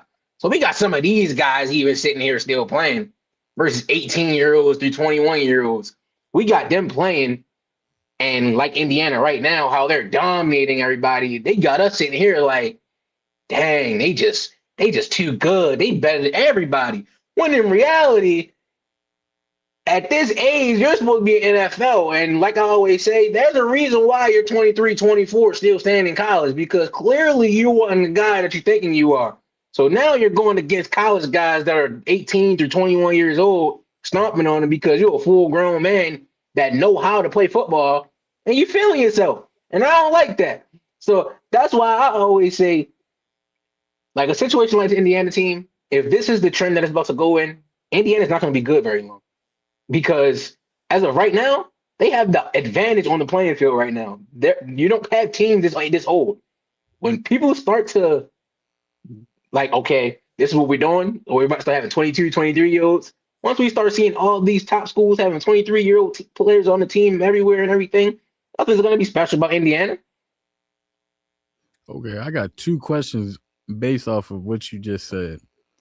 So, with this fact of that Indiana, they're kind of like basically the first to the punch. They the first one to figure this sauce out. And all these other teams start getting all these older players. Do we think that'll just raise the competition level and basically the talent level of all the younger players? Because now the younger players, they see that, oh snap, I'm about to have to go up against They going to 23, get 24, high school. 25-year-olds. High school is one thing is different because high school you're going against the exact same age. It's only but so much readiness you can get for versus when you get to college, you're 19 playing against 25-year-olds. Now you're playing against grown men. High school, you're playing against the same age guys. You only can be but so ready to go play 25-year-olds at 18.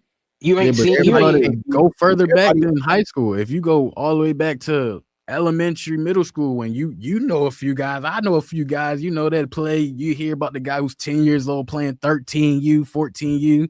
You feel like there's Yeah, gonna and you be a know why lot that. more Yeah, kids yeah, than and you that. know why that. Yeah, you know why that always stop because because when we see them guys like basketball, because the one thing I can say, there's a reason, like we just said, you never see that for football. We see 10-year, we see an eighth grader go play 17U basketball. You will never see a seventh or eighth grader playing high level in pads 17U football. It's impossible. It's too physical reliant. LaMelo was 7th grade playing on Lonzo's team, dog. Like Basketball, like that's what my you point can't, of baseball. You can do see that it in too. football, dog. And You can see it for baseball. the only time, and to B's point, the only time you really see somebody move up and play older in football, bro, not because they elite. It be them big boys, them offensive linemen. It's like, Older, but you 230 pounds at 8 years old, bro. You can't play with the the 8-year-old, same bro. thing how we You had gotta older go but up. lighter. The You same gotta way we move had up, older bro. but lighter, it was flipped. We had older but lighter, whereas though you was older, but if you was too light, you was playing down. If you was too heavy, you had to play up. Those You are just can't only be. situations That's for why we had football. when you went and got your. That's why when you went and got your pads in the summertime, you know what I'm saying? In Yup. June, July, when you went and got your pads, what's the last thing you had to do? They fitted you for the pads. What's the last thing you had to do before you left the premises? Go hop on that scale, my brother. Go hop on that Go scale, hop bro. on that scale, my Go brother. hop We're on gonna that see. We're scale, gonna brother. see. We We're gonna gonna see see if where you you be playing smack to at be this year. playing with these guys. Now, if you ain't, if you And too big, coaches you doing? going up. What you used to see coaches doing? You used to see coaches out there. You used to see coaches out there talking to the kids at recess at the elementary school. Pull up to the A. Your boy Pops pull up to the elementary school like, hey, I need you out there running. I need you underweight when that scale come around. You need to be underweight when it's time. Or the big body. They try use them for them games just as a body, just for You know size. what And I'm you saying? got Like, the jersey with the stick on your helmet, letting them know that you too heavy. You ain't even their age. You just supposed to be up there because of your yeah, size. You you got a can't limited do amount that. of snaps out here. Like you ain't supposed to be here, but because you're heavy, we gotta put you on the field sometimes. That's All the that, only other bro. thing is football. Only other situation for football is when you're a freshman, you get moved up to varsity. That's it. And after And a after that, time, it's no you're more. playing. You slowly but surely get ready. So by the time a freshman play 4 years, they tend to be ready and be dominant in varsity by what junior year. They're now around that age of most of the other top teams, but it's gonna stop at that 17 age. Like you only gonna be able to see but so old. So now you 17 and you 18. Now you one of the older guys. So now it's time to go reset. All you did was prepare when you were 14 to play 17-year-olds. You're at that point now. You never got to see grown men. Now you're 18, thinking, oh, I can play up. I can play up. I played up when I was 14 versus 17-year-olds. About to going to campus at 18, thinking it's the same thing. Now you're seeing a literal grown man at 23, 24 in football, where it's totally different. That grown man strength they already kicked in by 24, probably 25 for most guys. You go out there, you think you're doing something, he might not even be better than you. But he Buddy don't simply even. as a grown man. Like, what you Buddy don't going to even. do? Buddy don't even have the same rules on camp. He don't even have to stay in the campus apartments with the rest of the team, bro. Buddy Probably out got there. kids by Buddy now. He out got there the got family 2 brewing. kids, bro. He got Buddy the out there family got 2 brewing kids. already. He like, yo, Coach Prime talking to bro, like, yeah, bro, Don't worry about it, bro. Go take care of your How family. old the NFL players that we know right now that's elite, that's like what, 24, 25. They got 6-year-olds, 7-year-olds with a wife already. Yeah, bro. You're They not had gonna their see. kid when they was like You're not gonna 19, see. 20 in college. The point being, you're not gonna see too many more. You're not gonna see too many more Malachi Tonys, right? Like No, Malachi Tony reclassed up to go to college. How cold he was. rare breed for football. You don't get You're not gonna reclassed see too up. many more of those. You get But that you for also baseball, basketball, even but that's it.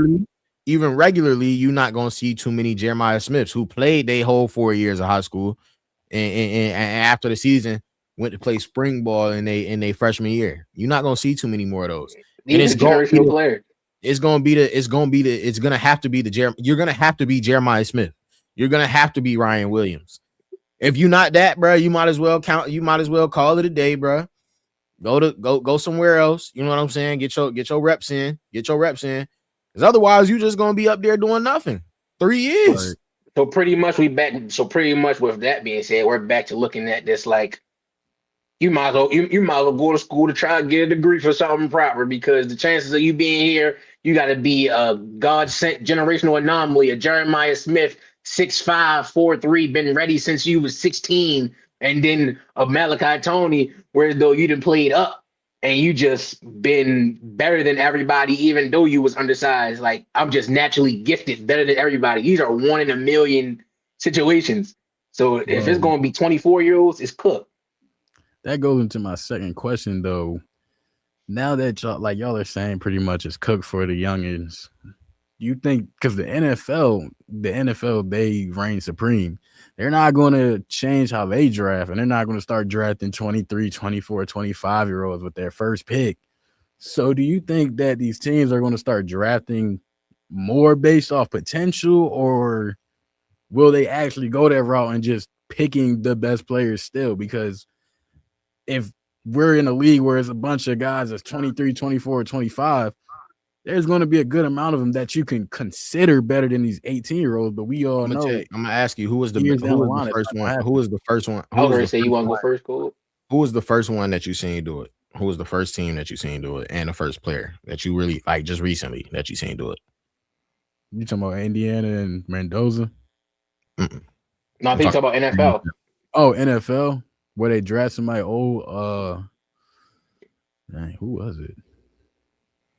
You said recently, right, Cole? Mm-hmm. Do you know who it is? It's old. Within how many years? Well, it might be 2 now. Is Penix Within the old? past two? Within the past two? There you go. Penix. There you go. But he was Okay. about 23. Yeah, he was like 23, 24, right? 4 season ending knee injuries, I believe it was, in college. That's the Yeah. problem. I don't think the NFL teams will change who they are. As a matter of fact, for positions outside of quarterback, you might see a slight like, and we kind of want to stay the same, because you want your wide receivers. You still want your wide receivers to be fairly, you know what I'm saying, fairly young. Quarterbacks, though, this is a joy for the NFL. Yeah, I was about to say for sure. You can give me a 24, 25-year-old quarterback who's seen everything. Remember, that was literally what the Falcons said when they drafted Penix. They was like, bro, it ain't nothing he haven't seen. It ain't nothing he haven't seen. We just got to worry about whether his body gonna hold up. That was all But they I said. must say, it's to the point now when you, like, if we actually think for a second, right? We're used to, like, how we get one and done for basketball. Like, we get 3-year guys and then they leave, right? Like, I don't know if y'all see, but as of late, we normally tend to get, like, quarterbacks. Like, more quarterbacks are doing 4 years. And then coming out the 4th year going first. Like Arch Manning, I'm pretty sure when Arch get drafted, Arch is going to be 23. He didn't do no excessive amount of years or anything, but it's just that extra year, like, because we're so used to drafting with 3. He probably reclassed in high school, so you'd be 22. He'll be 22 because he turned 22 this year, and then the draft, he turned 22 in April, and then the draft is in May the following year, so he's going to be 23. He's just going to be turning 23 when he get drafted. 04? No, he'll turn 22 this year in April. Yeah, you're right. Yeah, so he'll be And he's 23. gonna be 23 when the draft comes because draft in May. So Yeah. like I think we were used to, and then I don't know, you probably can look it up or I can check. Like Trevor Lawrence did 4. I don't remember how old he was. I don't remember how old he was when he And I think he did a real 4 though. because Trevor been in the NFL how many years now? Yeah. Hold on, I'm about to tell you. Because he's 26. He This turned is year 27 5 this for year. Trevor, right? He turned 27 this year. I think it's He his 5th year, won't it? Yeah, he turned 27. He turned 27 in October. So this year 5, what that mean? He was what, He was 20? 21. He was 21. So those are the situations where I'm saying with high school too, where though it's going to be the range between 21 and 23 maybe, because you know how it goes for a high school all the time when your birthday late and you start school late. But then you got some guys now where they're graduating high school at 17, and like Bryce Underwood, where he graduated at 17 and he was on the campus by the time before he turned 18. So they might get to the league by 20. Like Bryce Underwood, he might get to the league at 20 because I don't see him doing 4. I see him doing 3. And he got on campus by the time he was 18. So I see him being in the league by the time he's 20. But that's back to where he was saying about what Jeremiah Smith, Cole, was though if you're gonna get drafted and you're younger than guys, it's a 90% chance that you're just a generational guy that's better than everybody that's at your age and some of the older guys. Yeah. How old is Malik Washington? That's a good question. I don't know. I know I think they're both gonna do 3 years. He 20. So he just got to college. So he had to did a reclass year or something in high school. He reclassed. All right, last topic I want to talk about before we get out of here. Have y'all been watching the Max Kellerman and Rich podcast? I've seen pieces of it. I watched a little bit of it on YouTube the other day. Did everybody see the one where where Rich was talking about trading AR? I seen that. But I didn't watch it. But I Yeah. seen it. You ain't gonna like what I got to say about that. So obviously Brian had to come out and separate himself from that and say that this don't have nothing to do with him. Rich Paul is his own man. Two things. I'm gonna start with the Rich Paul side of this. I know we all know that LeBron is on the wind down of his career, so it may not matter much at all. But with the slide and the slippery slope that the Lakers are on right now, how much do y'all think that this is all? And we already talking about, where the team chemistry is and all of that, and how Bron look and how Luka looks and all of these things. How much do y'all think that this plays a part in where the Lakers are as a team right now since LeBron has come back? Are you asking how much of what Reeves is doing plays a part? Or No. How much do you think that Rich Paul and his podcast play a part in the situation with the Lakers? I mean, it's probably a good part, a great portion, because I love Bron. That's my guy. But I feel like he low-key had Rich Paul do that just to shift blame from really what's going on. I feel like this happens a lot around teams situated with Bron. So I feel like Rich Paul is really just killing the team chemistry. It ain't nothing. I mean, he's messing the program up. He gotta stay quiet and just.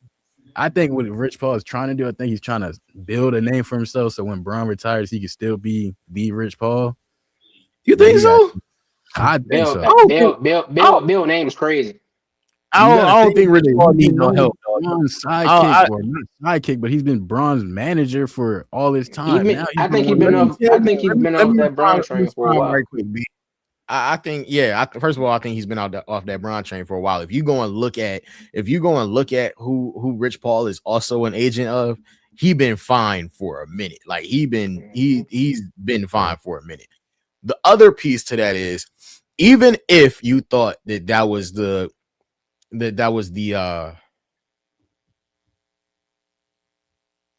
what is the word I'm looking for? Even if you thought that was how this is playing out and that was what Rich Paul needed, I beg to differ for the simple fact that, do you know who Kobe's agent was? Not at all. You don't I'm not know? gonna lie. How about it was Rob Pelinka, the Oh, general wow. manager of the Los Angeles Lakers? Right? When you are one of those guys, you don't need no help. Rich Paul is one of them guys that for the rest of his life will be able to do whatever it is that he decides to do. He has a media company with Bron, Spring Hill Productions.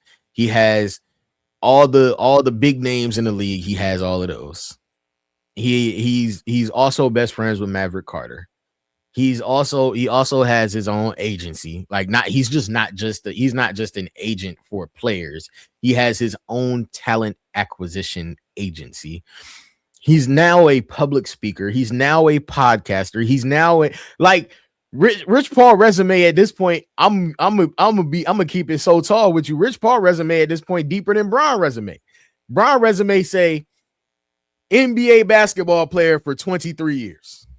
Rich Paul resume say, boy, I got arguably the GOAT as one of my players and all of his contemporaries.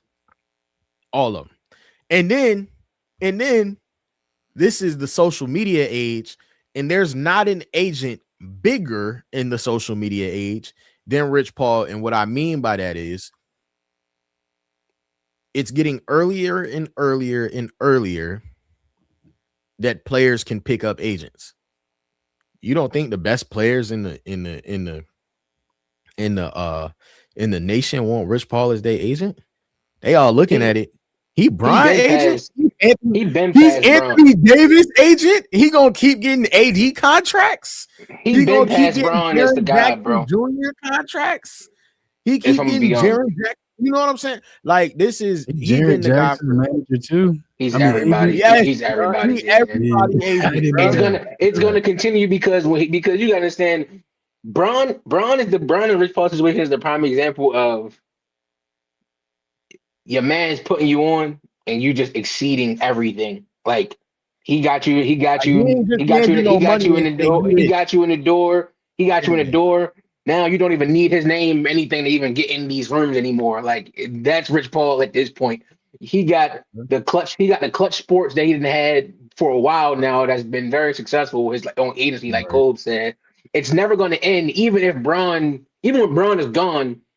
He got guys like Tyrese Maxey and all these guys, 20-year-olds, that the young guys, the kids looking up to now. So the cycle is just going to keep going. He got the young guys in their early 20s as his agent now, and all the middle schoolers, elementary kids, that the guys they look up to, how they don't know who Carmelo Anthony is, all these guys, but they know Tyrese Maxey's, all of these younger guys. He got all these kids. And when they're getting younger, like Cole said, when they're 15, 16, yeah, I know Rich Paul. He Tyrese Maxey agent. He's still around. I'm gonna be that guy. I'm gonna go down this list for you right quick. It's too many names. I'm gonna just give you the ones. He got football guys too. Yeah. Bron, AD, Zach LaVine, Darius Garland, Brandon Ingram, De'Aaron Fox, Jeremy Grant, DeJounte Murray, Draymond Green, Fred VanVleet, Miles Bridges, KCP, Yusuf Nurkic, Colin Sexton, Jordan Clarkson, Moses Moody, Derrick Jones Jr., Lonzo Ball, Bronny James, of course, Scottie Pippen, Derek Lively. Let's see if there's any more good ones on here. He got Hunter Dickinson. That's tough. Walter Clayton Jr., Gary Trent Jr., the KJ Simpson, Kaman Maluak. Like, he got guys that's just like, not to mention. Guess who it's just flowing. Biggest client is. It's just flowing. Luka Doncic. It's just flowing. All right, I'll take my comment back. I didn't know he was having like that. I didn't know he was having that much. Hey, Cole, and it's not even sports related. But you want to know something about Rich Paul that just is the icing on the cake to it all? His wife is Adele. Yeah. Like he was good regardless. Like He was good regardless. it's like he's exceeded a level. Like I said, whereas though it's like, bro, like you know how when like somebody put you on, like you kind of build it, like how Rich did.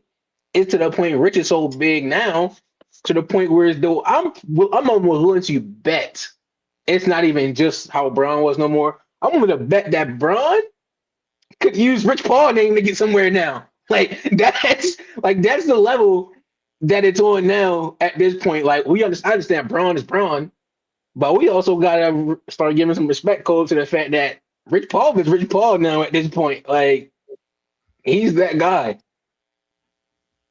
I respect it. I was not familiar with your game, Rich Paul. My bad. You'll be surprised if you heard the football names. I don't even know how he's tapped in with football, so that's kind of crazy. His job is to be an agent, bro. I mean, I doing get it, better but than like, everybody.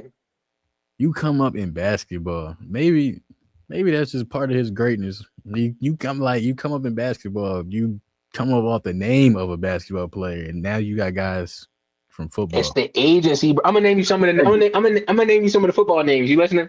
Yeah, I'm gonna listening. name you some of the football names. Jalen Hurts, Myles Garrett, DeAndre Hopkins, Odell Beckham, Devontae Smith, Chase Young, Christian Kirk, Zay Flowers, Zay Jones, and to close it off, the one that will keep the younger generation. He's Bijan Robinson's agent. Nah, that's crazy. I'm not gonna lie. I didn't know you was having it like that either in football. Jeez. I wouldn't be surprised. I wouldn't be surprised if I go look. He got a baseball guy or something. Would we consider him to be the best agent out there then? From what it sounds like? 1,000,000%. He's got that title a little while ago. Does he have any players in like NHL, MLB? As of right now, it says Rich Paul's agency now reps Rafael Devers. Come on, man. He got Rafael Devers. And didn't Devers just get a nice contract too? Oh yeah. Literally just got to LA, literally just got to California. Where they all at. He just got to California. Man, just got there. I'm pretty sure now I'm curious to see if he got any women's basketball players. Oh, he might have it all. Because women's basketball. Yeah, and the list didn't even show everybody else. He's picking Watson agent, Jabari Walker. He probably got at least 50% of the NBA almost probably at this point. That's crazy. You manager? I mean, I don't really know the ins and outs between agents and owners, but do you think that make owners mad seeing that this one guy is literally? He got it. Oh yeah, he got it all. His firm represents AJ Wilson and Aaliyah Boston too. He got his hand in everything. All the best people you can name for each sport, he got his hand in everything. Man, that's definitely a fact. Respect. And it's going to continue. It's going to continue to go because he got the young people. I respect that. You know the best way to stick around. Snap! Got a on tonight. Yeah. Hello. Say hey. Okay, she being funny acting. Oh, there we go. What's up? What is? Hey. How are you? She always saying hey. Yeah. Hey. Cool internet up. Speaking of, he had to come back for this. Niecy, what up, twin? What up, twin? Hey. Hey. There you go. Yeah, That was a crazy delay. Yeah, your pops, but it's cool. Nah, she was playing outside my door. Then she seen me sitting over here. Every time I'm sitting over here, she want to get over here and play with the laptop. Ain't Ty, you still ain't let my man pull up. No, bro. Oh, here At we this go, point, bro. Here we go. at this point, I'm never meeting my niece, bro. At this point, like it's cool, bro. It's cool, bro. I'll just meet her on her 10th birthday or something, bro. I'll be sure to. It's crazy. Yeah, I'll be sure to pull up for the 10th birthday or something. Dang, man. Don't even worry about it. Yeah, though, bro. Listen, man. If you're in the chat, man, like, comment, subscribe. We appreciate you. You know what I'm saying. Turn on the post notifications. Follow the guys, man. Follow Ty. Follow B. Follow Rye. You know what I'm saying. Tell a friend to tell a friend to tell their mama, all that good stuff. We'll be back on Friday. I know this episode was kind of a little shorter than what we've been going recently. But I think we didn't pretty much hit our bases at this point, right? I think we pretty much hit our bases. B, you always got a good one.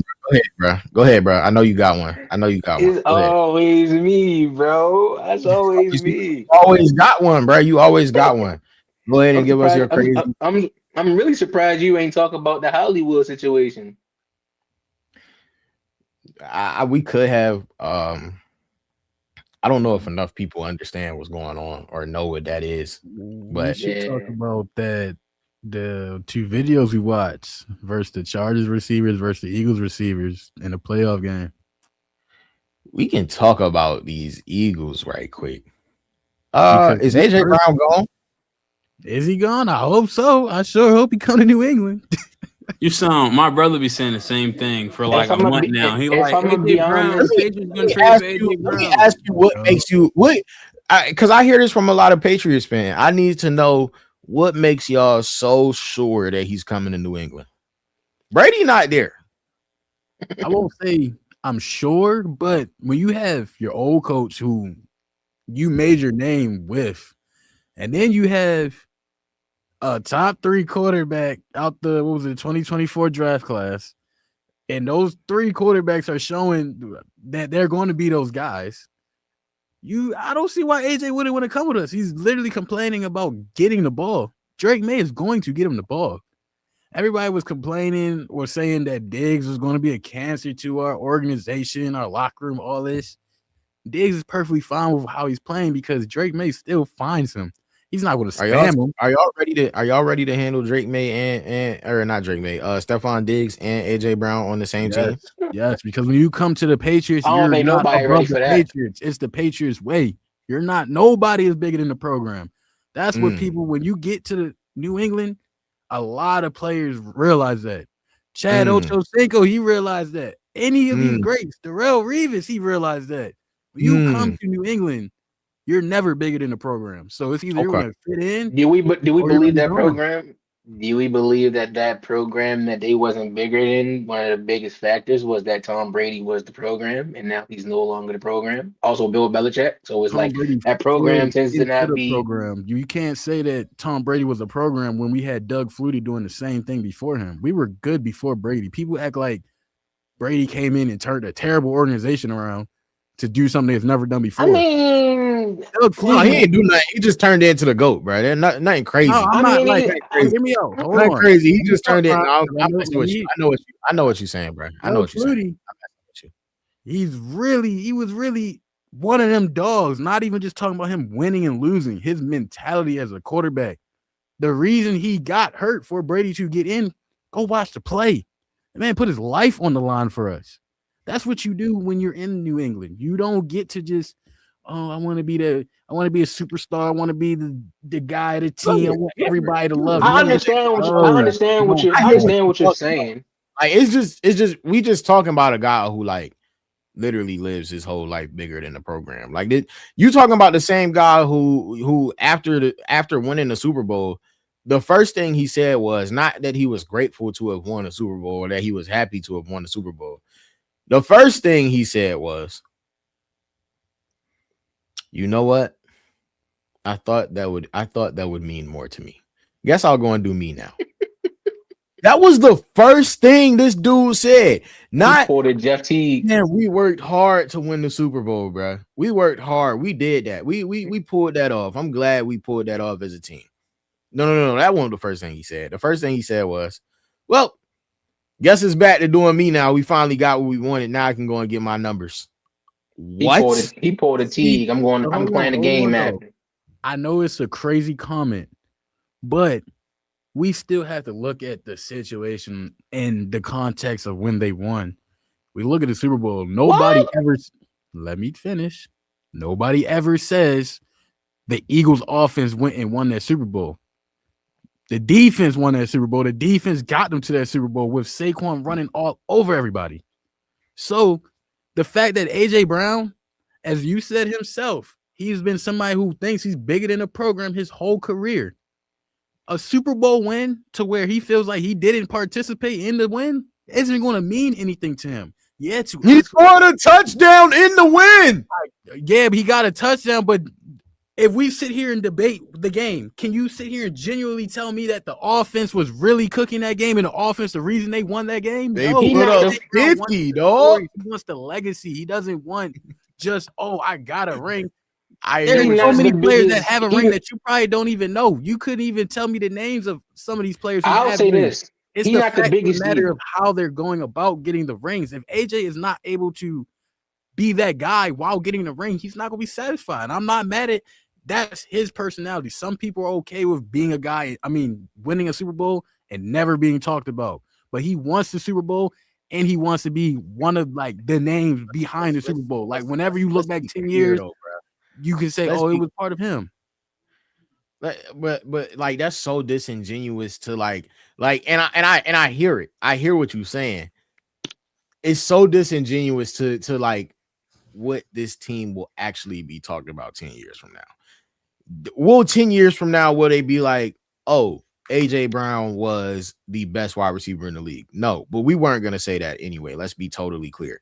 AJ Brown is the only one that believes that 10 years from now we're going to be having him in best wide receiver in the league conversations. He's the only one that believes that. Let's be very clear about that. Some Which is people why might.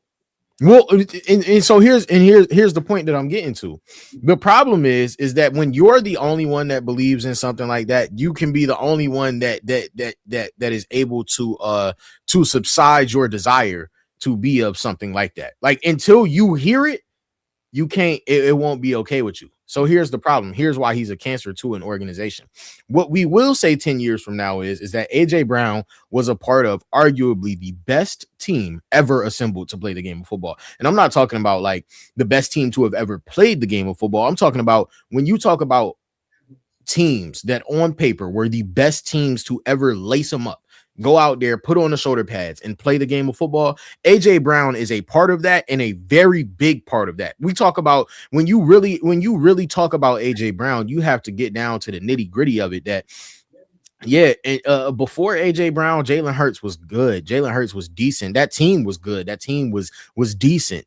But they were just another decent team. They went to the Super Bowl the first year that AJ Brown got there. So when you say, it's things like what you just said that are the problem with AJ Brown. You say things like that, and it's just not the truth. It's not the reality. The reality is that when AJ Brown got there, this team instantly became a Super Bowl contender. Now, did they win the Super Bowl because of him? No, you're correct in that. But the problem is that AJ Brown will never be he will never be good enough to be in the conversation that he wants to be in. And that's just the truth. The truth is he's not Justin Jefferson. He's not Jamar Chase. And frankly, if we're being totally honest, if CeeDee Lamb had a Super Bowl, he's not CeeDee Lamb either. I'm just being totally honest with you, right? Like you're not taking those guys over AJ Brown. But what you will take is AJ Brown's career over Justin Jefferson's career in Minnesota. You will take AJ Brown's career over Jamar Chase's career in Cincinnati. What you will take is AJ Brown's career over CeeDee Lamb's career in Dallas. AJ Brown just won't take AJ Brown's career over their careers. He won't. But that's the only problem. The only problem with that is that it's just him. It's just him. He's the only one that can tell himself that he did good enough, that he was good enough, that he was still a great elite wide receiver. You don't have to be better than Jamar Chase or Justin Jefferson to be an elite wide receiver. You can still be elite. There are 4 or 5 elite, 6, 7 wide receivers, elite wide receivers in the game. Coming to New England My point is, coming to New England doesn't change what AJ Brown is or was before he got there. It doesn't change what AJ Brown's mindset of himself will be. He will only be content. And this is the problem. This is why Eagles fans don't like him. He will only be content if he is content with what he has done. And the problem with that is he will never be content with just winning. It can't be a content with winning thing. He will be content if y'all lose, but he has 100 yards. He would rather have 150 and 10 catches and 2 touchdowns and a loss, and y'all lost 35-30, than he would be with 8 catches for 70 yards and a touchdown and a win where y'all won 35-30. He gonna be like that until he gonna be like that until he's actually seeing the definition of what losing is, put up them numbers. Then he gonna be like, I wish I was on a winning team again. And That's here's the problem with that. Here's the problem with that, B. I would be more inclined to agree with you if we hadn't already seen him in Tennessee, which means he had seen the pinnacle of losing. He had seen the pinnacle of losing. He had seen Ryan Tannehill as his quarterback. Yet and still going to Philly, being in 2 Super Bowls in 4 years and winning one was not good enough. It wasn't good enough. Mind you, he still had a K. He still had a K in each of the seasons. Because to his standard in Tennessee, he didn't have great numbers in Tennessee. When he got to Philly, though, like I feel like we forgetting was when he left Tennessee to go to Philly. He was considered one of those top receivers. Literally, his stint in the Eagles organization has made y'all think less of him than what he was when he was with the Titans. I think the Philly stint has actually helped this case a lot more in Tennessee. AJ Brown's last year in Tennessee, you think he's either a worse or the same level receiver as he was with the Eagles? It's not his stint. Here's the problem. It's not his stint in Philly that makes us think he's worse than what he is. I think he's still who he was when he was in Tennessee. The problem is he was in Tennessee before Justin Jefferson got to the league. He was in Tennessee before Jamar Chase got to the league. He was in Tennessee before Puka Nacua got to the league. He was in Tennessee before CeeDee Lamb got to the league. See, he was in Tennessee before all of those things happened. Tennessee year was the gap when the receivers was at like a lower level. To go off of that, though, all those guys weren't there, and when they got there, he sadly chased the ring and put himself in an offense that's very lackluster. They change offensive coordinators every single season. He really, even though he's been in a position to win, he hasn't been in a position to look better than all these other guys that you're saying that came in the league and are now better than him. So I feel like we can't say without him being on another offense that looks way better than what the Eagles are trying to put out there weekly. You can't tell me that AJ Brown isn't going to look at least better than what he's doing right now. And if he's looking better than what he's doing right now, you still have to keep him in that conversation with all those guys you just named. But we're not talking about, but here's the thing. We arguing 2 different points right now, because what I'm trying to get you to understand is I'm not arguing that AJ Brown is still just as good as he once was. What I'm telling you is, though, is that you will have to, AJ Brown won't be satisfied until he shows you that he's just as good as he once was. And that may come at the cost of winning, at the expense of winning. We've seen it time and time again in Philly. AJ Brown doesn't have full seasons where he shows you that he's still AJ Brown, but he has full games where he shows you that he's still AJ Brown. And what happens when they have those full games? What happens? They usually lose. My point being, and AJ Brown is okay with that because he showed you that he was still AJ Brown.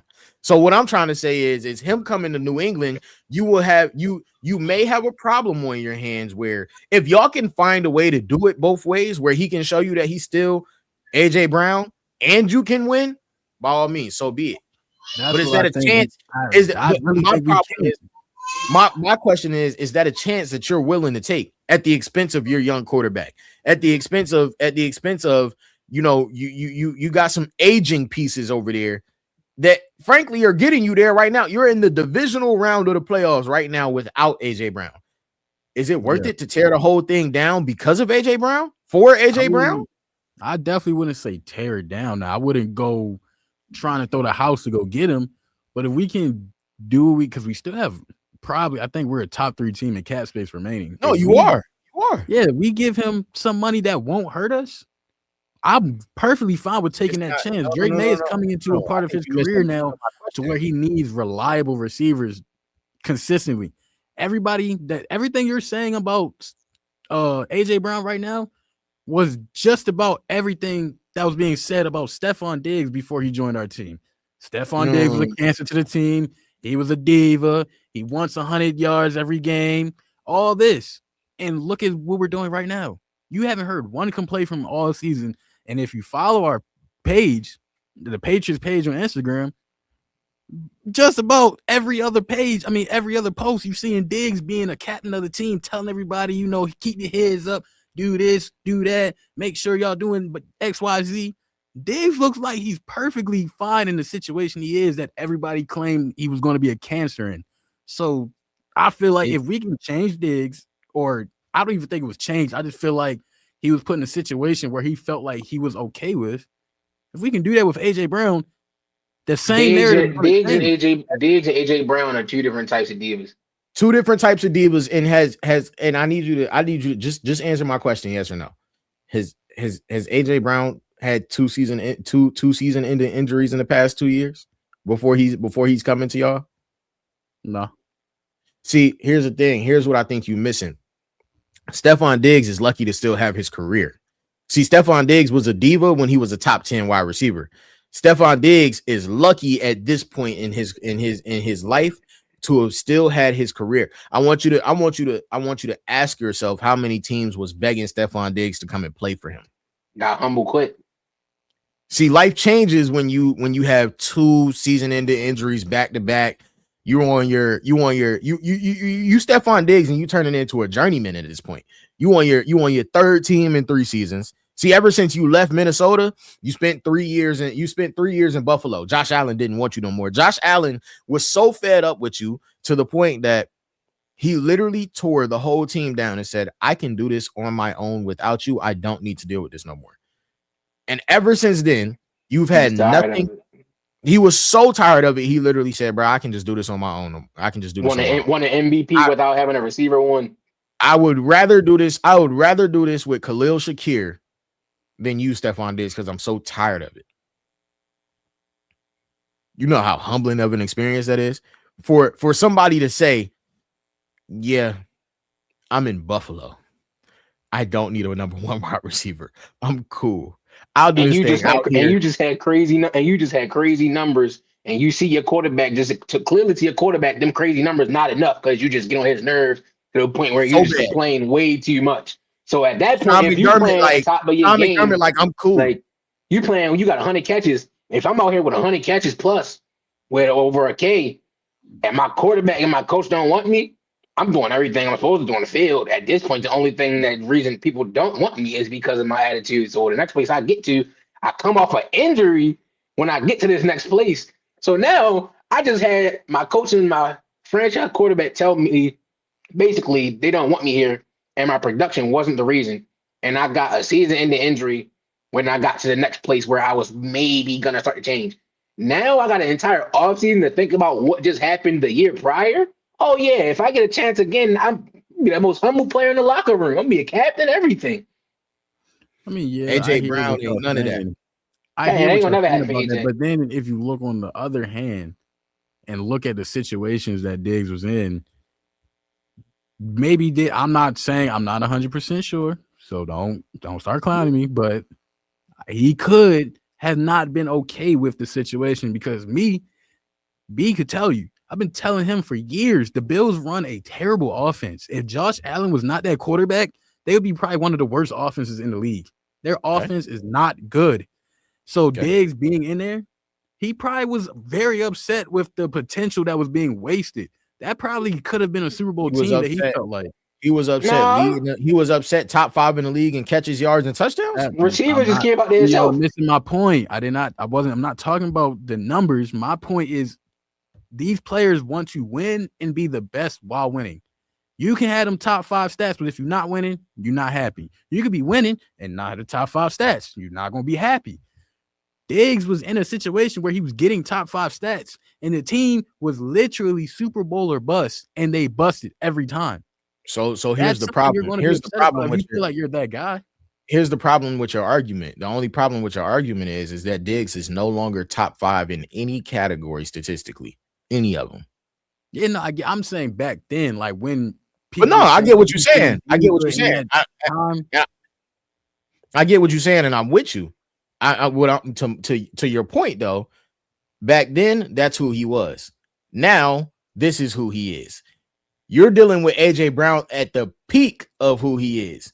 See, this is a different conversation if we talking about Stephon Diggs coming from Buffalo. See, if we was having this conversation about Stephon Diggs coming from Buffalo, you wouldn't be able to say these things about Stephon Diggs. You'd be like, man, I don't know. I don't know. But now that you felt like you've turned a diva into a good guy, now that you feel like you turned to, you know what I mean, to a Feel like you housewife, can do that with anybody. you feel like you can do that with anybody. And what I'm trying to I do. explain to you I'm is, not gonna lie, I do. and what I'm trying to explain to you is you can't turn your mean into a housewife every time. It's two different divas, and Diggs is a way more easy diva to tolerate. The type of diva that AJ Brown is just like it give off like Vrabel ain't had it nobody just on gives Twitch, sort bro. it just give Diggs won't even never on Twitch, bro. Diggs won't AJ on there with Brown Jake just Rondo, bro.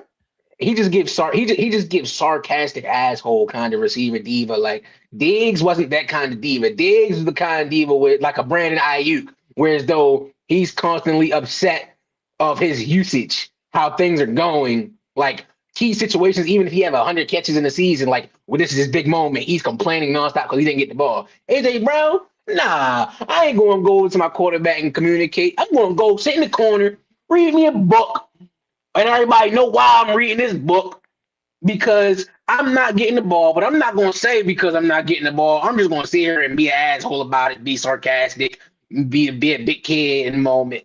Nah, and that's Then a I ain't way gonna more annoying to deal with. then I ain't gonna talk to team media about it. I'm gonna go get on stream with it. And I'm gonna go play with myself. I'm gonna give myself 10 catches for 120 and 2 touchdowns. And I'm gonna say, this is how you supposed to use me. This is And I'm how gonna I'm say, supposed to and I'm use gonna me. say, Crazy. Yeah, and my advice for my man is going to be: don't pick me up in fantasy. yeah, I ain't gonna lie. You Don't did pick try to me go up. crazy on that Don't trade. pick Don't me up pick in me up in fantasy. fantasy. These the best stats I'm gonna have all year. On Madden? On Madden? And we see Justin Jefferson. Justin Jefferson, he had one of his best years when he first came, because he's been like this since he came to the league. But the Vikings didn't win, haven't been good every single season. And Jay Jettis, he's not a diva at all. What I'm No, getting to no, with no, that no. I knew is you was just about to say that. Nope, I can't give you that because if you peep, Jay Jett is trying to be real slick this off season. All of a sudden, he got streams. He want to keep reading these comments. that's literally my point. This is Jay Jettis' first season in the league where his numbers haven't been top 5. And now he's doing the diva stuff that we all talk about, Oh, which is my point. I think we missing pieces though, bruh. I think we missing key pieces. We missing key pieces. If you was Jay Jettis, you mean to tell me that arguably the best quarterback that you had, we gave him up for a guy that won't even a real quarterback in college? Now the guy that we gave him, now that we gave him up, now that we didn't gave him up for a guy that won't a real quarterback in college, my quarterback then went and made a triple crown winner. My quarterback then went and made my quarterback then went and turned a third-year receiver to a triple crown winner. A guy that we, frankly, everybody like to act like we all knew that JSN was a triple crown winner before the season started. Yeah, no, you ain't that's know one thing I JSN hate. was no. We knew he was Nobody good. knew that. He got triple We crown. knew I thought Jamar Chase led the league in catches. he might have, but he was close. He was real He close. was very close. If he ain't triple crown, he was real close to the point that I'm But trying to make. it's one thing I also want to talk about though with Janice, just due to the fact I watch a lot of those games, and it's okay to have a down year. But my biggest problem is how everyone is so quick to like we know JJ McCarthy isn't a good quarterback at all. But there were a lot of games I watched Justin Jefferson didn't make it any better. Dropping the ball or doing we gotta stop this, bro. When you're going, I keep telling you this all the time. You gotta stop expecting the superstar to do something in the midst of nothing. Yeah, I get it that he's that guy, but when you're not being that guy consistently, this man had 2 touchdowns on the whole season. When you're doing that, you're not going to be going out there playing the same ball. Just like how they always say you got to work your receivers and you got to get them warmed up. We expecting Jay Jettis to go catch a 50-yard bomb over 3 people in the third quarter, and that's his first target. And No, that's what I'm talking. No, that's what I'm talking crazy. about. That's what I'm talking about helping make better. Like I'm talking about, I can go find you video like multiple times this season. Like I'm talking about like a 10-yard pass, like JJ put in his hands and he dropped as a touchdown. Like those type of things, simple things. Not you have a quarterback that's constantly putting you in situations where you feel like you're not going to get the ball for 75% of the game, and you know you won the best 3 people to get the ball in the game. I'm going to have a lot more plays than usual where I look like I didn't know what I was doing, or I messed up, or I didn't look like I cared what I was doing. I'm telling you, as soon as he gets back into an offense or with a quarterback who's at least halfway better than what they got JJ McCarthy looking like, he's going to stop he's not going to be doing them streams no more. You're not going to hear, he's going to go back to the Jay Jettis we know when he got drafted. You can't, people be even that I feel like it's kind of too much with nothing. Disingenuous. Even that I feel like it's kind of disingenuous to say, and here's the reason. We always knew Jettis was a flashy dude. We always knew Jettis was a flashy. He's not a drama queen. He's not a drama queen, but he's definitely a flashy. And frankly, him doing streams and stuff, I don't think that's alluding. I don't think that's alluding to the situation at hand as AJ Brown was. See, AJ Brown went on stream to cause ruckus. I think it's a difference.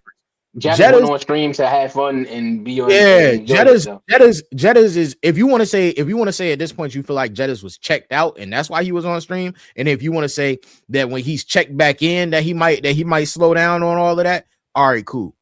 But what I'm trying to say is it ain't even close to the same, because you had one of them that genuinely went on there, got in front of another camera where he knew was a bigger audience than what his team media could give him, and said, "Nah, I'm gonna go on the biggest NFL streamer." I was about to say, must we add that in? Like the person stream he went on, he did that on purpose. Of course, AJ did it with a bigger bang. He went out with more crowd noise. Of course, it's AJ Brown. Jay Jettis has always been an under the radar type of receiver. Like, I mean, I'm saying that's what makes it crazy though. That's what we saying. Like we making your point. Jettis went on stream. Jettis, the person he went on stream with, is a regular IRL streamer with no football relation. That man, AJ Brown, went on stream with the biggest football streamer. That favorite team is his favorite, is the current team he plays for, a rival team. Knowing when he get on this stream is going to cause ruckus, that he's a Commanders fan, he's going on the stream with, and he plays for the Eagles. He knew all of that. He knew what he was doing. Yeah, no, I definitely agree that AJ knew what he was doing. I feel like AJ is trying to force his way out without saying, I don't want to be here, because then everybody's going to say, why would you not want to be on a team that you won a Super Bowl with, a team that you caught a touchdown pass in the Super Bowl with, all the stuff Cole just said. But he wants what he wants, bro. Like, we look at these players as if they're just robots. They're still humans. At the end of the day, if that don't satisfy the man, that don't satisfy the man. If he wants to go do something, you can't sit there and say because you would do different that you're mad at him for that. You can be mad at the actions around what he's doing. I don't like it either. I don't like him getting on stream with a rival team. Damn. Cole, it is one thing before we got out of here. I wanted to ask you and Tidal for sure, because I felt this way for a while now, pretty much since he got in the league. Do we think that Devontae Smith is better than AJ Brown? If not, and if so, where does Devontae Smith rank at in the league, and where does AJ Brown rank at in the league? I don't think. I hate that. Like, my answer before y'all would say my answer is I've always thought that Smitty was a better receiver. I can understand why. Because he has like the intangibles that you want your wide receiver to have. Like, here's my problem with the argument, though. My problem with the argument is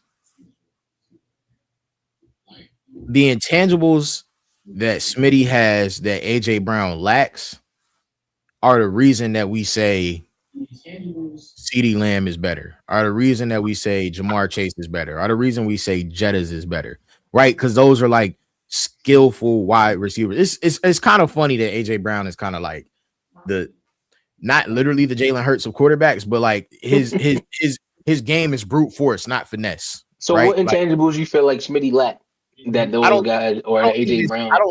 I don't think there's a thing that Smitty can't do. I think the problem in that is that even though there's not a thing that Smitty can't do, I don't think he just does it flat out better to the point where we're putting him in those upper echelon conversations. See, I think AJ Brown is just in the back half of those upper echelon conversations. I don't think this is a matter of AJ Brown isn't the elite of the elite. I think he is. I just don't think he's the Jamar Chase, Justin Jefferson, CeeDee Lamb. I don't think he's that. But I think he's on the back. I don't think he has a chance to show. Because I just had a conversation with one of my friends. I've been saying it for a while now. Like, we got to understand, right? There's over, for us active rosters, there's at least 200 receivers in the NFL, right? Yeah. At bare minimum. There's a single. There's one receiver in the league currently that's a Heisman Trophy winner. And his name is Devontae Smith. And that in itself, especially it's one thing if he was a Heisman Trophy winner and he wasn't performing at a high level in the NFL. No, every single time I've watched AJ Brown sit or be hurt, Smitty goes crazy as the receiver one. Like every single time. I think Smitty as a wide receiver one has the possibility to be very good. If you're telling me, I look at Smitty like I look at JSN. Here's what I'm trying to say. I think that Smitty has the opportunity to be a very good wide receiver one. When you ask me though, is he better than AJ Brown? What that means to me is that you have Smitty as a top 5 wide receiver. Smitty's top 10 to me. That's okay. I'm not arguing that he's top 10. But if you tell me he's better than AJ Brown, that means you have him top 5. Because it doesn't at all. I don't have AJ Brown at all. And that's what I was gonna say. It just depends on your rankings of wide receivers. Mine is still the same. Mine still stays all the time. Justin Jefferson, Jamar Chase, CeeDee Lamb, and then you can argue who that 4 and 5 is. But I think AJ Brown is okay, probably top 6, probably top 6, top 7. But that's just my opinion. So to me, when you ask me, is he better than AJ Brown? To me, that means that you have to, in my mind, because of the way that my rankings go, you would have to have him in that top 6, top 7 range, or top 5 range, really, because he would have to be better than 6. That's just how my mind goes. But yeah, I mean, either of those guys are while they're on the Eagles and Jalen Hurts is the quarterback. Neither one of those guys are in a position where they can show their talents at the fullest extent. So that was going into my point with AJ and why I believe we could change. Who not in a position to show their talents to their fullest extent? Who? Both of them. When you got Jalen Hurts, your quarterback. Who is both? You talking AJ Brown. Oh, I thought you was talking about Jalen Hurts. My bad. I was about to get charged up. No, yeah, I'm saying that Jalen right here Hurts was going to be the end of the show. I thought that he makes these receivers look worse than what they really are. No, I disagree with that part. AJ Brown has gotten a chance to show his max potential already. He got like 170 targets in the season and had 100+ catches. He has already gotten to show that. You got to stop stat watching, bro, because 40 of them targets could have been overthrows. 30 of the next ones could have been underthrows. We don't know. I'm not saying they were before y'all jump on me, but we have to have context on everything. You specifically love pulling stats with zero context. Just because I can have 100 targets that's 5 yards and another guy can have 100 targets that's 50 yards plus. You can't tell me one or the other is better just because of what style you like. You do that a lot where you talk about receivers and the style you like and why they're better than this guy. He's a better route runner, or like how you like Jamar over Justin Jefferson because he can run routes better. You can't. We have to have context. I don't know exactly how the 100 or whatever amount of targets you said, how it went. But me watching the Eagles offense, they have never, ever looked where you're saying that they're a top 5 offense or where they're a good air raid offense to where a receiver is going to look like the best receiver in the game on that team. Football has been around for 100 years. How much better can you get than having 105 catches for 1,500 yards and 11 touchdowns in the season? Bro. No, that's a genuine question. Is it not? Because at that point, you're genuinely reaching. We talking Jerry Rice levels of insane at that point. Like, because you're getting spent. I mean, he was getting. We say with Matthew Stafford. Whoa. He can't be.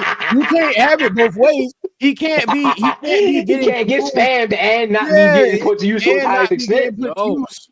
Y'all gotta let me finish what I'm saying so y'all can hear what I'm You saying. 'cause I said wasn't. it. I said 3 words, bro. I didn't even get to finish my point. I was Let him going to say let him if he rest was though. being spammed like Matthew Stafford does, you didn't even let me finish because I was going to talk about all the Rams receivers. I wasn't even going to talk about AJ. Y'all be so quick to jump on me, and this is my point.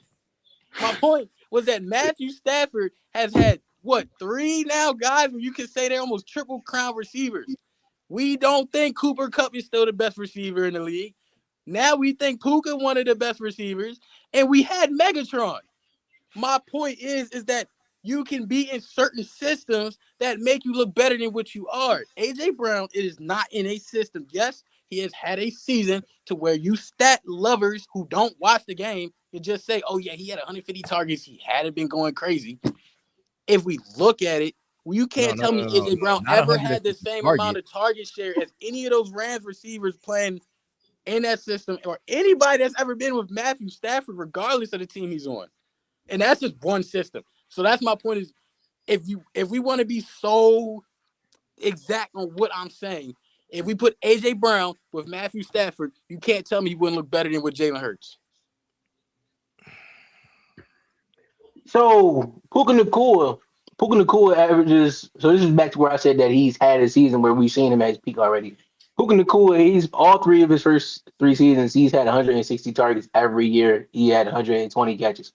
AJ Brown, his season high was 2.5 seasons ago with the Eagles. He had 160 targets with 105 catches. Now, since you said that that's not enough for you, we'll get even deeper context. If you have that many targets, as many as Puka Nacua, the only claim that you could use to say that he's not his full potential like Matthew Stafford would be to look at his quarterback's completion percentage to see if all the targets are continuously sailed passes or whatever the case may You be. got to look If at it's the complete, completion percentage to him because we know how they use AJ Brown. They throw to him deep ball. They don't throw to him to where we're going to sit there and look at Jalen Hurts complete.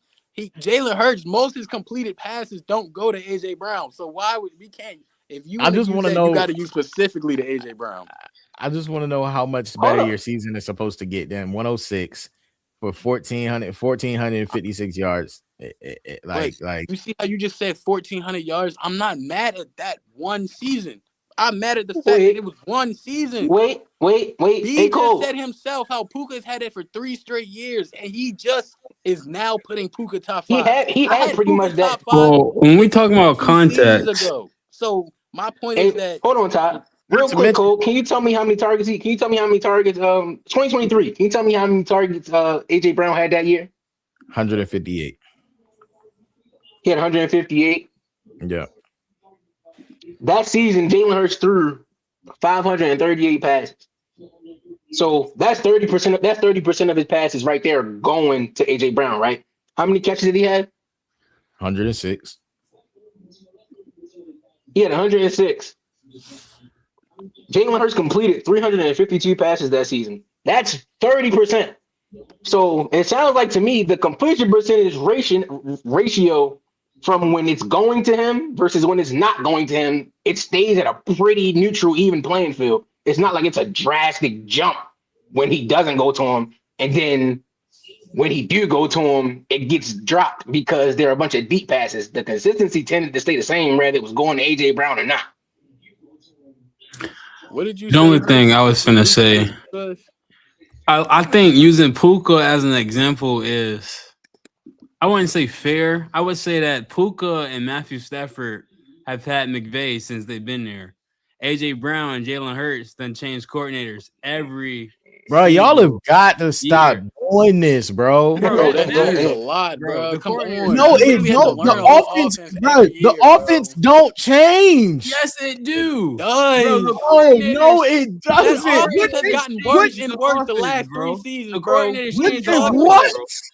What has literally gotten worse and worse without. I gotta know. No, on a serious note. All right. Can you tell me what changes about that offense every year? Their scheme for the receivers. Their run game is always going to be fine because they always have a great O-line. But their receiving core, it literally goes from when they first came into the team, they all looked great because they had a great system. I ain't gonna say a great system. They had a good system. Then every year when the next guy came in, it progressively got worse and worse. And then that's when You want to know why it progressively got worse? Hold up, Cole. Let me say it real quick. Let me say it real quick. My phone is on 3%, fellas. You know, Go ahead. I'm just, I just want to say before I do head out that we can't. I done lost my point. My fault, man. Y'all go ahead and say what y'all saying. So, Cole, real quick, Cole, from what I was saying just now, right? So this is my issue I have with football fans, right? First thing, if you do more research, everybody will know an offensive coordinator's job when you come into a team that has the label franchise quarterback, you do not come into a team whereas though you say, all right, this is my system, fellas. This is what y'all got to learn. No, your job as an offensive coordinator is to come in and find the best system possible to fit your quarterback and his team. Jalen Hurts has a set play style. We see it similar in different seasons, and the level of production drops. So people say it's the offensive coordinator. No, people forget the offensive coordinators can't go out and play football for the players. I don't know why people be pointing like scheme up decent they call plays though, don't they? Plays for them though. And I can't go run the ball. I can't go get. Tell me this. I can't get open for them. We all play football, right? Tell me this. I can't get open for them. Has played football. Tell me this. You know that if you run the same play 4 times in the same drive and it didn't work the first time, it ain't going to continue to work. My point is that they had a good system, and every year it's gotten worse and worse and worse. You got the players coming out saying it. The quarterback himself, literally, somebody we all know, talks about Jalen Hurts being top 5 simply because of the fact that he's winning all these games with a terrible system in hand. I've been watching that all week. You want to know what that same dude came out and said last night? That Jalen Hurts is below mid if he's not running the football. That's a fact. That's a fact. And that's why receivers cannot shine. So this is the point that I'm trying to make to you. We know that this same guy will exaggerate to boost his team and his quarterback. This same guy just came out last night after the loss and said, so you telling me that this same guy says that he's top 5 in spite of his offensive coordinator is the same guy that last night after the loss has finally been so fed up that he came out and said, yes, my quarterback is below mid if he's not running the football. When he's passing the football, my quarterback, hold on. This is the same guy that came out and said my quarterback is below mid if he's not passing the football. This is the same guy that also told you that Nick Sirianni was better than Kyle Shanahan. This is the same guy that will tell you just about anything if his team is winning and he feel good about it. You know this just as well as I know this. So if he came out last night after he finally got fed up with his quarterback, and the reason that he got fed up with his quarterback is because he said his quarterback did not play winning football on Sunday. And I will tell you that his quarterback didn't play winning football on Sunday, not because he just played terrible. No, he was fed up with the situation and he was tired of playing. And he said, I'm done with this. Let's end this. Let's get to next season. Here's the problem with y'all keep talking about these coordinators though. Y'all want to talk about the coordinators when it's bad. When it's bad, let's talk about the coordinators. But when y'all also want to make these same points that this guy is able and capable of getting all of these coordinators new jobs. So which one is it? Are they bad or does he get them new jobs? Are they bad? Agree with that whole thing. Let me finish. Are they bad or does he get them new jobs? Secondly, you see these coordinators come in and run a whole different offensive style than anything they've ran before and still go and get new jobs. You want to know why? Because it's not them in the league. Y'all should be looking at the league, because if the league is able to give them new jobs and still trust to give them new jobs, but you keep telling me that these guys are progressively making the Eagles worse, who is it? Who is it? Who does the league believe it is? Does the league? We're talking about 5 different people, though, bro. We're not talking about one. And all of them went and got new jobs. And all of them got new jobs, and they're excelling. All of them are excelling. All of them went and got new jobs. Not have an OC job. Patula's not getting an OC job. We're talking about Kevin Patula's going to be the only one to not get an OC job. Kellen Moore. Kellen Moore just went and got a head coaching job. That's Not what to I'm mention, saying. We're y'all talking keep about, telling me, bro. y'all keep telling me, to you group keep in telling every me, single you keep telling me, coordinator. just let me finish, just let me land. I'm gonna let you go. You keep telling me that these OCs come in and change this offense every year, and that it's a new offense every year. It's not. Is that Kellen? If you can bold-faced tell me, look me in my eyes and tell me that Kellen Moore ran his offense last year, I'll shut up and I'll never say nothing else about it again. They never do. You can't tell me that Kellen Moore from the Cowboys and the Los Angeles Chargers, that was his offense that he ran last year. And what was the biggest difference between the offense this year and last year? It wasn't the offensive coordinator. It was the fact that the offensive line was depleted and Saquon Barkley wasn't the best running back in the league. That offense is not changing every year. The offense is built on what the players go out there and do every year. Is Jalen Hurts scaring you in the pass game every year? And if he's not, and there's not a viable run game out there, then it looks totally different. But that's not a new offense. That's just new people calling the offense. But if Cam Jurgens isn't Jason Kelsey 2.0 like they tried to tell us that he was, that ain't something new. That's just the players not being there. If Lane Johnson isn't there and Saquon Barkley can't run the ball the same way, that ain't something new. That's just the players not being there. If Jalen Hurts don't scare you in the passing game, even after Saquon can't run the ball as effectively no more, that ain't nothing new. That's just you not scared of them no more. That's nothing new. Kellen Moore didn't run a new offense. He didn't run his offense. Is that Kellen Moore's offense? Somebody tell me if that was Kellen Moore's offense. Y'all watch them Cowboys teams that was led to number one offenses in the league. And you gonna tell me that Los Angeles Chargers team, Justin Herbert, there's a reason they keep talking about him like they talk about him. And he ain't won nothing in no playoffs. Top five passing yards. conversations for Justin Herbert. Kellen Moore was an OC over there. Was that Kellen Moore's offense? Did Kellen Moore run the same offense that he ran in Los Angeles, that he ran in Dallas, in Philly? Tell me. Or did it look like the same offense that's been being ran for the past 3 years? They just added Saquon Barkley to the mix.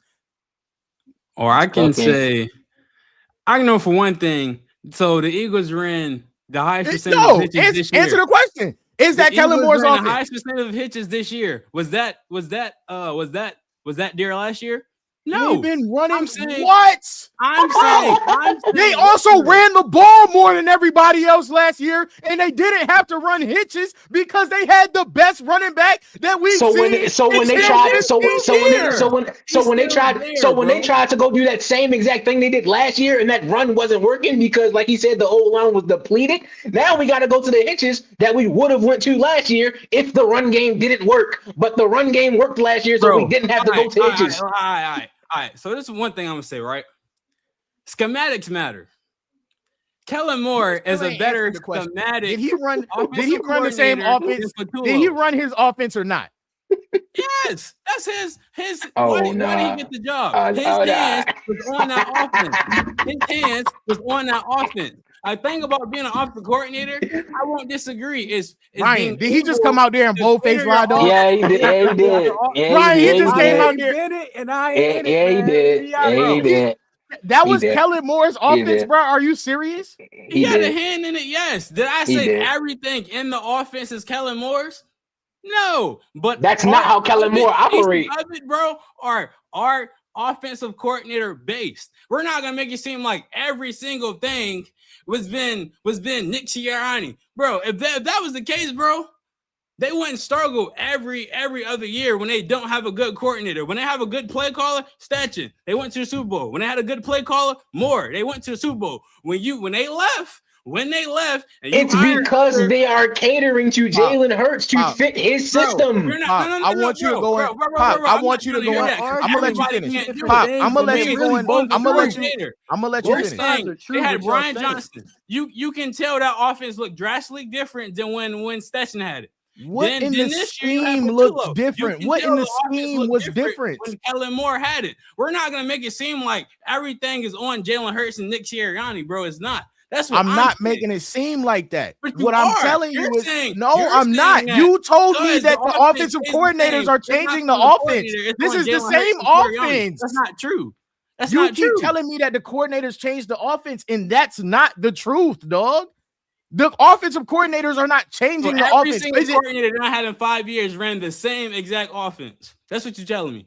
dog? The That's what you're basis of saying. the offense, the basis of the offense is the same. That's what I'm trying to tell you. Am I telling you that every single concept Didn't is? I just say that each coordinator adds their own to the offense to make it their own? I'm not disagreeing that the basis may be the same, but we're saying that the entire offense stays the same year in and year out. Bro, that is not true.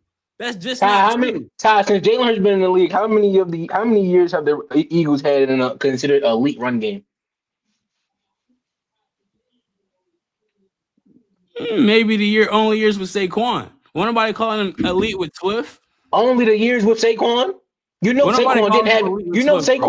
Saquon didn't have a good running year this season, right? And last year was his first year with him, so that's 2 years. So that's really one good running season, right? Who's So okay? if they just had one good running season since Jalen Hurts has been on the team, and we just seen them finally have running success with a coordinator, and then they try the exact same scheme, but the only difference is that the run isn't consistent. So now we gotta go to the other thing now. So then now, since the run game isn't working like it did last season, and the pass game isn't working because we didn't have to show this last year, now y'all saying the system has changed. The system didn't change. The offensive line was hurt. So it forced them to have to pass the ball Sure. because all they I did just was want lean this is what on I'm running. saying. Each time they hire a coordinator, the system is exactly the same the year before. Yes or no? They have played the exact same every single year. And Okay. every single We time can the leave it at coordinator that. and every single time We the can leave it at coordinator that, bro. and every single time the coordinator leaves, he goes from looking like he's operating a game managing system to having a high air raid powered offense. Every single time.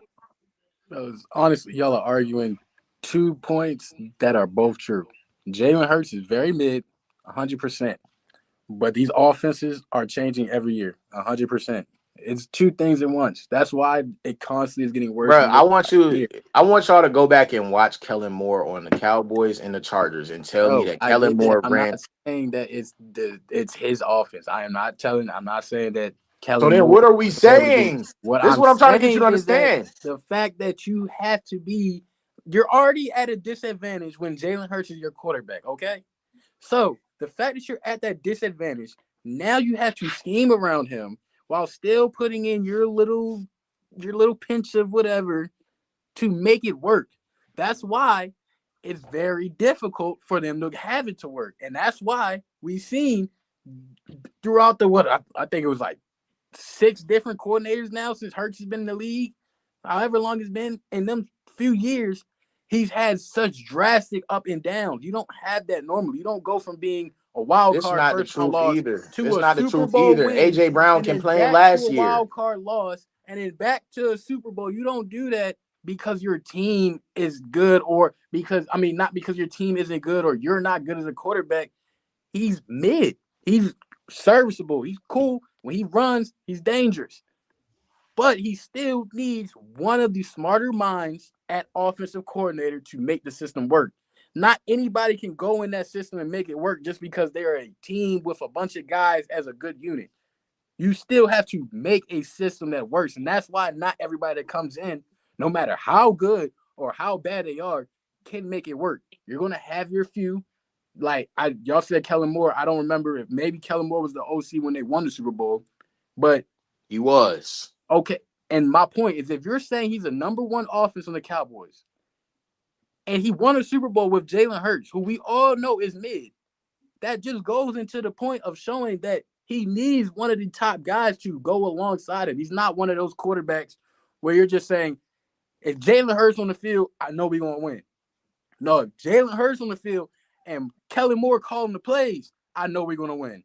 That's how that team is built. And you can't have that team being built off that when you're changing the coordinator every single season. Am I mistaken, or was last year the first time we seen AJ Brown bring out the book? Yeah, he brought out the book No, last year. that was the first time it was reported. He was doing it the season before that, though. Okay, but he brought out the book last year, right? Am I mistaken, or did the first thing AJ Brown said after the Super Bowl after a Super Bowl win was, yeah, bruh, that was cool. I guess it's time for me to go and get my stats now. Like, what are we talking about, bro? What did every other person on the offense say? I just Outside had of one. the I had one question about the Eagles offensive coordinators. I wanted to say. So we all see how the Eagles off system is every single year. We see how the rushing attack look. You just said this. They had one elite rushing attack with Saquon Barkley. Every other year was decent with DeAndre Swift. We see Jalen Hurts. He's what's the most Jalen Hurts ever threw for in the season? What 3,500, something like that. Somewhere around here. Something like that. So let's actually think for a second, right? Shane Steichen, right? He's the coach for the Colts. The Colts, even whether they're winning, like we just seen when Daniel Jones was performing and Jonathan Taylor was running the ball, or whether they're losing, back when they had Matt Ryan for that year or whatever the case may be, they were throwing the ball pretty heavy. You look at Kellen Moore. Kellen Moore, let me see, what is he? He played. He's a coach for the Saints, right? If I'm not mistaken, Tyler Shaw just looked like he could bump air raid at will. Also, if I'm not mistaken, what Brian Johnson? Well, I'm pretty sure he also looked like with his team wherever he went that he's like, He on yeah, our we staff, can. so I know he ain't doing nothing. That's the whole point. Did y'all Like, not? we Did talking y'all about not get? Did you? coordinators. Kellen Moore with quarterbacks don't mean Wait nothing. a second. All the Wait a quarterbacks you second, named are Todd. quarterbacks who throw the ball versus a These are the quarterback who things runs I the don't ball, like. bro. What These are are we the things doing? I don't like about people like you, Todd. So you just sat here and said to me, he's on your staff. You know what he can do. Didn't y'all get Brian Johnson like the offseason before JD rookie season? He was hired last year, yeah. Before Jaden Daniels rookie season, right? So he was on the staff that helped Jaden Daniels get to. He was on that staff that just had that NFC championship appearance, right? And you just started with I know what I'm getting, and he did that his first year on the team. But this season that just and He I want the OC. hold on. He want the Bro, OC. So what are we talking bro, about? His job bro, with the Eagles and his job with us is bro. not the same thing. So He what was are we your trying to do? assistant. What are we trying to get to Bro, at this point? Is what I'm asking. he was your assistant This head is coach and the operator of the passing offense. What are you talking about?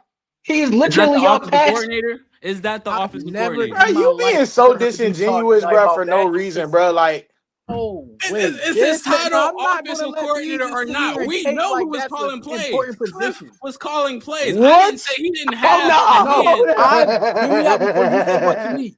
B himself he never talks about these operator of the passing off. He Why do you never gotta has talk talked about? Here's the about that problem. being a Here's the important. problem. And I hear He what you're says saying. I'm not saying. I think when y'all hear me say what he says, y'all think that's me saying how I believe. What I'm saying is him, this guy right here in this box. He never talks about these operators of the offense, all this extra stuff. It's either head coach, offensive coordinator, defensive coordinator. This is the first time in my life. I've known this man since middle school. This is the first time in my life I've ever heard him bring up what an operator of an offense is doing. He's not the offensive coordinator, and It's he's not the literally the defensive same. coordinator, It's and he's literally not the head coach. So I'm operator not going I'm to of a, allow him to sit here and operator use of that all right, pass tag. and I hear you. operator I of hear pass you. offense is literally pretty much the same thing as being the quarterback coach. How often do we talk about a How many positions times coach? have you talked to me and gave me that Let a me and quarterback coach let me really tell is you, something, bro? let me tell you why let me tell you why this is important. Let me tell you why this is important. They had a whole new coaching staff. They brought in DQ. They brought in Cliff. And they brought in Brian Johnson along with that, which means they built a whole new system. If you telling me that Cliff Kingsbury was the only one to build that system, you're dead wrong. Todd trying to make it seem as though Brian Johnson didn't have no hand in building that system along with Cliff Kingsbury, And even when if they he go won't bad, call in the plays. Like now it's bad, and he talking about he on my staff, so you know what he doing. it's Like terrible. that's disgusting. Not to mention here, let's go back to this. Let's go back to this comment.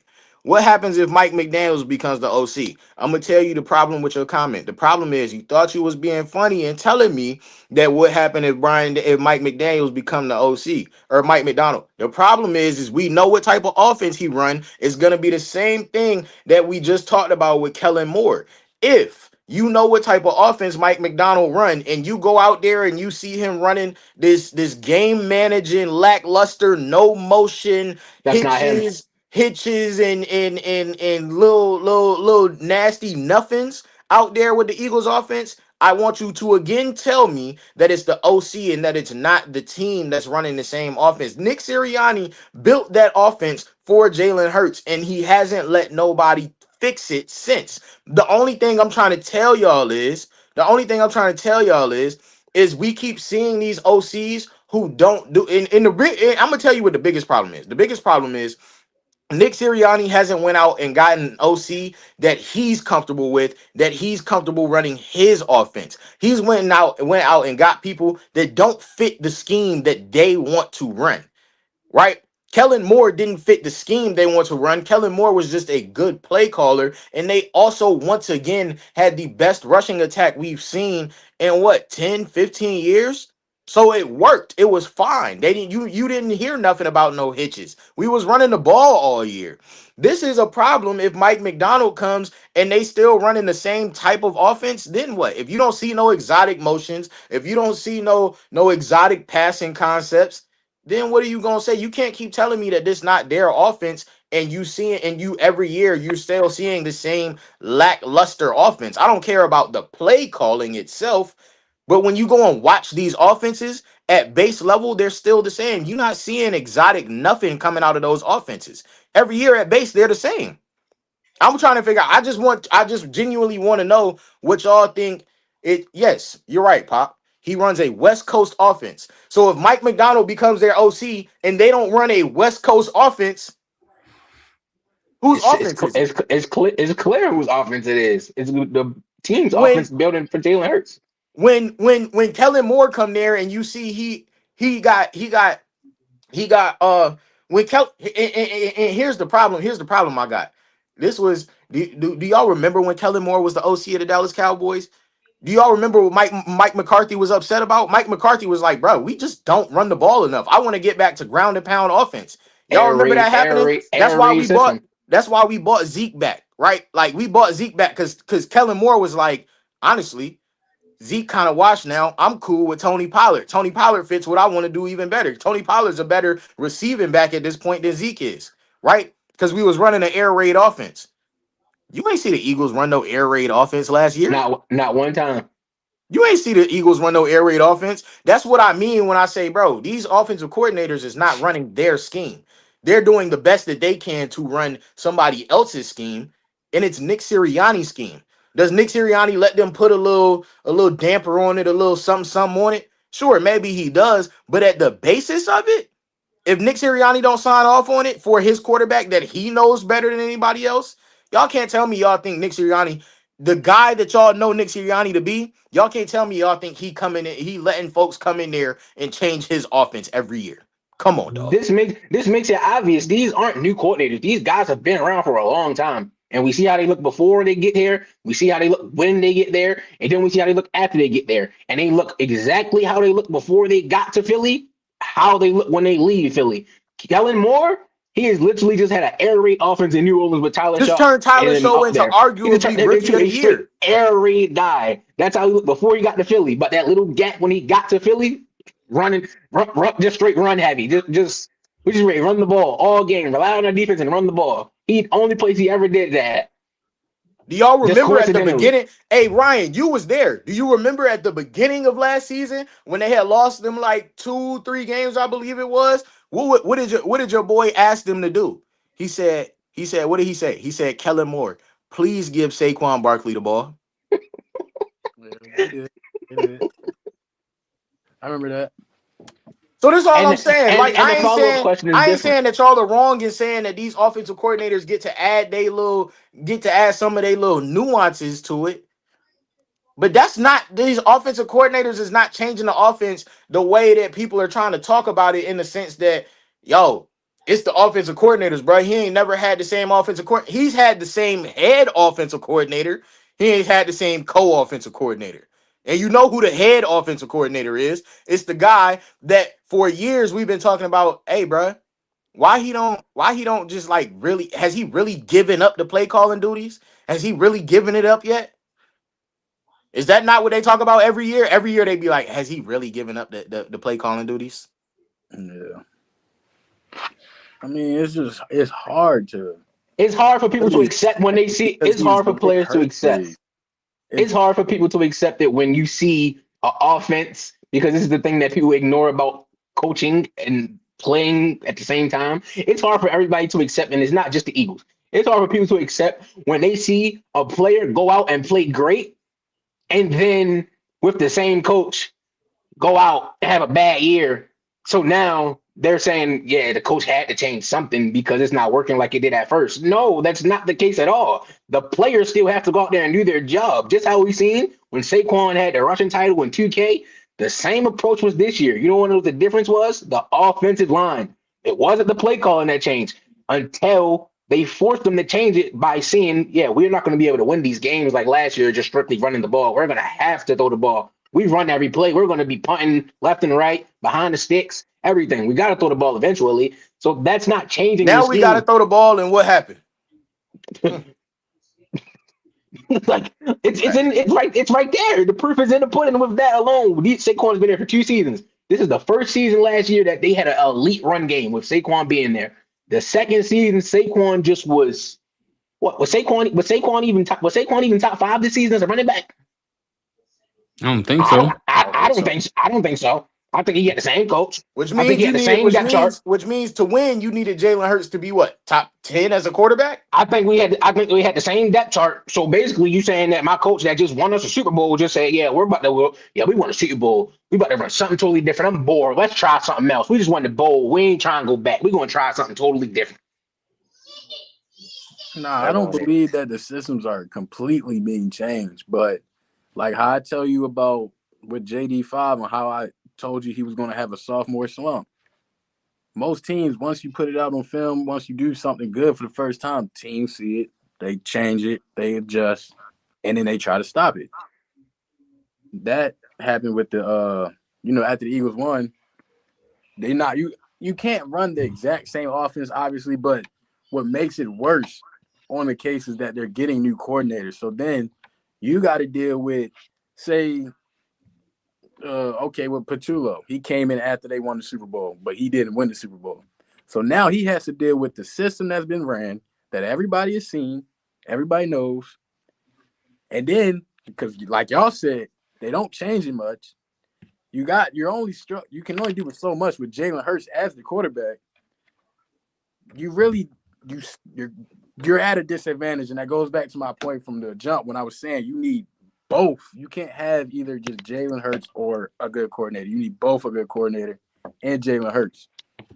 But I know firsthand, like what I always tell you, you should be able to remember this. I've been saying from the beginning of time when everybody tried to have a conversation with me about rookie quarterbacks like CJ Stroud and Jaden Daniels having these tremendous years. I don't care about rookie year. It doesn't matter. What matters is when a defensive coordinator has an entire offseason to scheme for you. What you show your second and third season is who you are, not your rookie season. So when we see guys have these sophomore slumps and then they come back the third year looking iffy also still, they got an entire offseason to see what they got on tape. So when a guy like CJ Stroud, we see how CJ Stroud, everybody was like, yeah, top 10 rookie year. What has he done second and third year? That's my point, bro. Had an entire offseason to go on tape. Jaden Literally is going Daniels. into my point. My point is that these guys, and from what y'all are arguing, y'all are saying the offense is not changing that much. It is new guys, but it's the same system. So the fact that Jalen Hurts goes from losing in the wild card to losing in the Super Bowl to losing in the wild card to winning in the Super Bowl, the only thing that changed in between there was the coordinator, which shows that, No, that's not the only thing that changed. bro, The when they only lost thing, the Super Bowl, they weren't a good team. no, this is what I'm trying to tell you. That the coordinators isn't the only thing that changed. The only thing that changed was 1 year. 1 year. They had the best running game we've seen in the past 10 to 15 years. I get that, but they ain't. I'm not. If you take That away that literally won them season, both. okay, cool. Take away that one season. I'm just talking about the fact of him making it. You take away that season, he still made the Super Bowl before that. If Jalen Yeah. Hurts is this Tell trash, me, like we're and that was saying, also an MVP caliber season from him by statistical right? standard. But he was Has he in the looked that was his second year. That was his second year, and he didn't even play the full first year. Tell me, has he looked the same since that year? how I many think that games? was AJ Brown. I think that was AJ Brown best year too. That was AJ Brown first year and his best year. Tell me, has he Bro, looked like he Jalen Hurts hasn't. since that He's year? not going to, which literally keep everything y'all saying is going into everything I've argued today, even with AJ Brown No, and no. Jalen The Hurts. problem, no. The problem is that you said the only thing that's changing is the coordinators. We're trying to tell you the only thing that changed because he haven't looked like that since 2022. We're trying to tell you the only thing that changed was that they gained the best running game you've seen in the past 10 to 15. How did they win that? How did they win that game against the Rams in the Super Bowl or in the championship, in the NFC Yeah, they championship? went crazy, Or but not bro, the NFC championship, the divisional. yes, I know Saquon we went crazy. I get that. How did they My beat point how is, did they if we're beat how did taking they away, beat bro, the Jalen Hurts did not have his first successful season last season. My That's the point is, point. His only one. okay, we're I don't telling you care. You can think that's his only one, bro, but like if we're being real, this is Jalen Hurts who got benched for Tua Tagovailoa. We're not sitting here saying he is Super Bowl or bust. So him making playoffs is a success. Has he The not only fact, had one season labeled as a top 5 season when they lost the Super Bowl? brother, why do we feel like if it's not top 5, top 10, it's not successful? The fact of the matter is that he is a quarterback who played in the NFL playoffs every single season.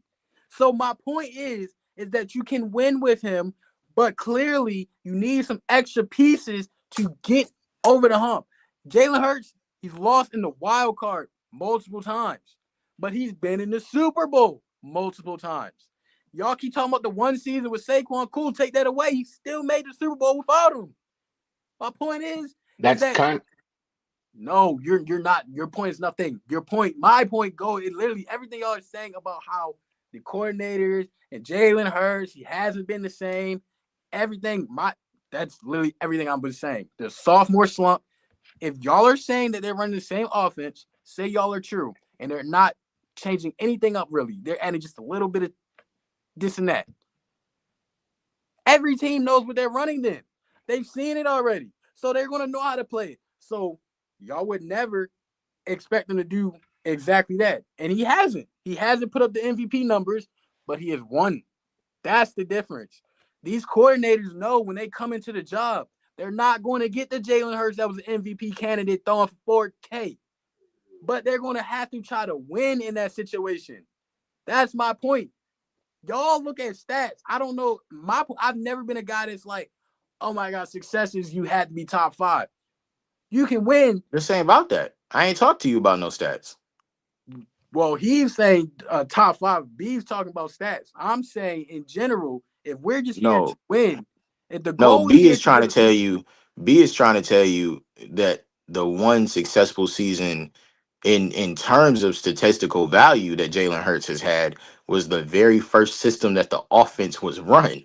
And now it hasn't been changed. And the thing that has changed was that they had the best running game that we've seen in 10 right, years. bro, you said that 3 times, and I hear Because you you're every missing the time, point. bro. You But keep no, but you keep you can't keep bringing up the single season and acting like he never played anything You else literally before can. that, bro. no. You can I because hear the your point. sample I hear you size, 100% on the the fact that they sample got a run game. I get that. Yes, that made him get that last Super Bowl win. I understand that the 1000%. last Super Bowl win, no, the first Super Bowl win. Okay, but has your team ever made the Super Bowl? You haven't seen your team even play in the Super Bowl. So the fact of getting there is an accomplishment. So this My is the best point, thing I can. y'all So this is acting the like best getting thing. there and losing is something easy, Man, something nigga, like, what oh, the So you this is tripping, the. bro? So this is the best. You he you still did has that for to no beat out reason, bro. 28 other teams, So this bro. is the What's the best thing I can goal? say. So this is the best thing I can say about Bro, that. Jalen Hurts is you going into tripping, year. bro. Jalen You Hurts is tripping, going bro. into. Jalen Hurts Bro, is You going y'all into tripping, keep bro. year acting like this 6. man You ain't did tripping, bro. nothing outside Okay, of the Super listen. Bowl You win. Y'all tripping, keep Jalen bro. dashing. I know You Jalen I'm tripping, Hurts gonna be bro. the is first one to say Jalen Hurts is You mid. tripping, bro. But we not You gonna act like tripping, he bro. ain't out Jalen here Hurts is winning and You going making you into the tweet, role, bro, for bro. no reason. Jalen Hurts is going into year You hurt 6. for no Going in reason, bro. Jalen Hurts is going into year 6, going into next season right now. Outside of the year they lost the Super Bowl, he's had one season where he was labeled elite passer or putting up numbers. Therefore, must I add on top of that, with that being his only season where he was at that standard, he lost. And just like we seen them losing in the regular season, when he lost in the Super Bowl, it's like, okay, maybe I'm not going to be able to win. I'm not going to be able to win the whole thing air raiding like this. So let's go to a more conservative game style. It's just like we see in the regular season when he tries to air the ball out right now, where though he puts up great numbers, but they don't finish the job. So anybody that watched Jalen Hurts in Oklahoma knows that this wasn't his play style when he was in college, but that's also back to all the way to Bama when he got benched as to why he doesn't get it done when he air raids. It's nothing wrong with it. He's a conservative game style guy and he will win the game that way. Reason why the system has gravitated towards a run heavy system. Ever since they lost Super Bowl, that's literally when it shifted. They seen what it was gonna be. You're saying all this to say what? What are you saying? Because everything you just said is what I said. So please tell me what you're alluding to here. You didn't say any of that. You literally just said that he's had multiple good years. No, let me talk for 5 seconds and not. You keep on saying let you talk. You Niggas said been letting you talk. Then you started sending shots because you dead ass wrong, bro. Like even explaining. 2 people talking over me. I'm trying to explain. All right, bro. All right, bro. That's hey, bro. That's another episode of GRG Pod, bro. Game recognized game, bro. Rod clearly got hurt, bro, because he dead wrong over here, bro. Todd and pitted up the baby, bro. B, it's Kobe, it's Ty, it's Rod, it's B. We out of here, bro. Ah.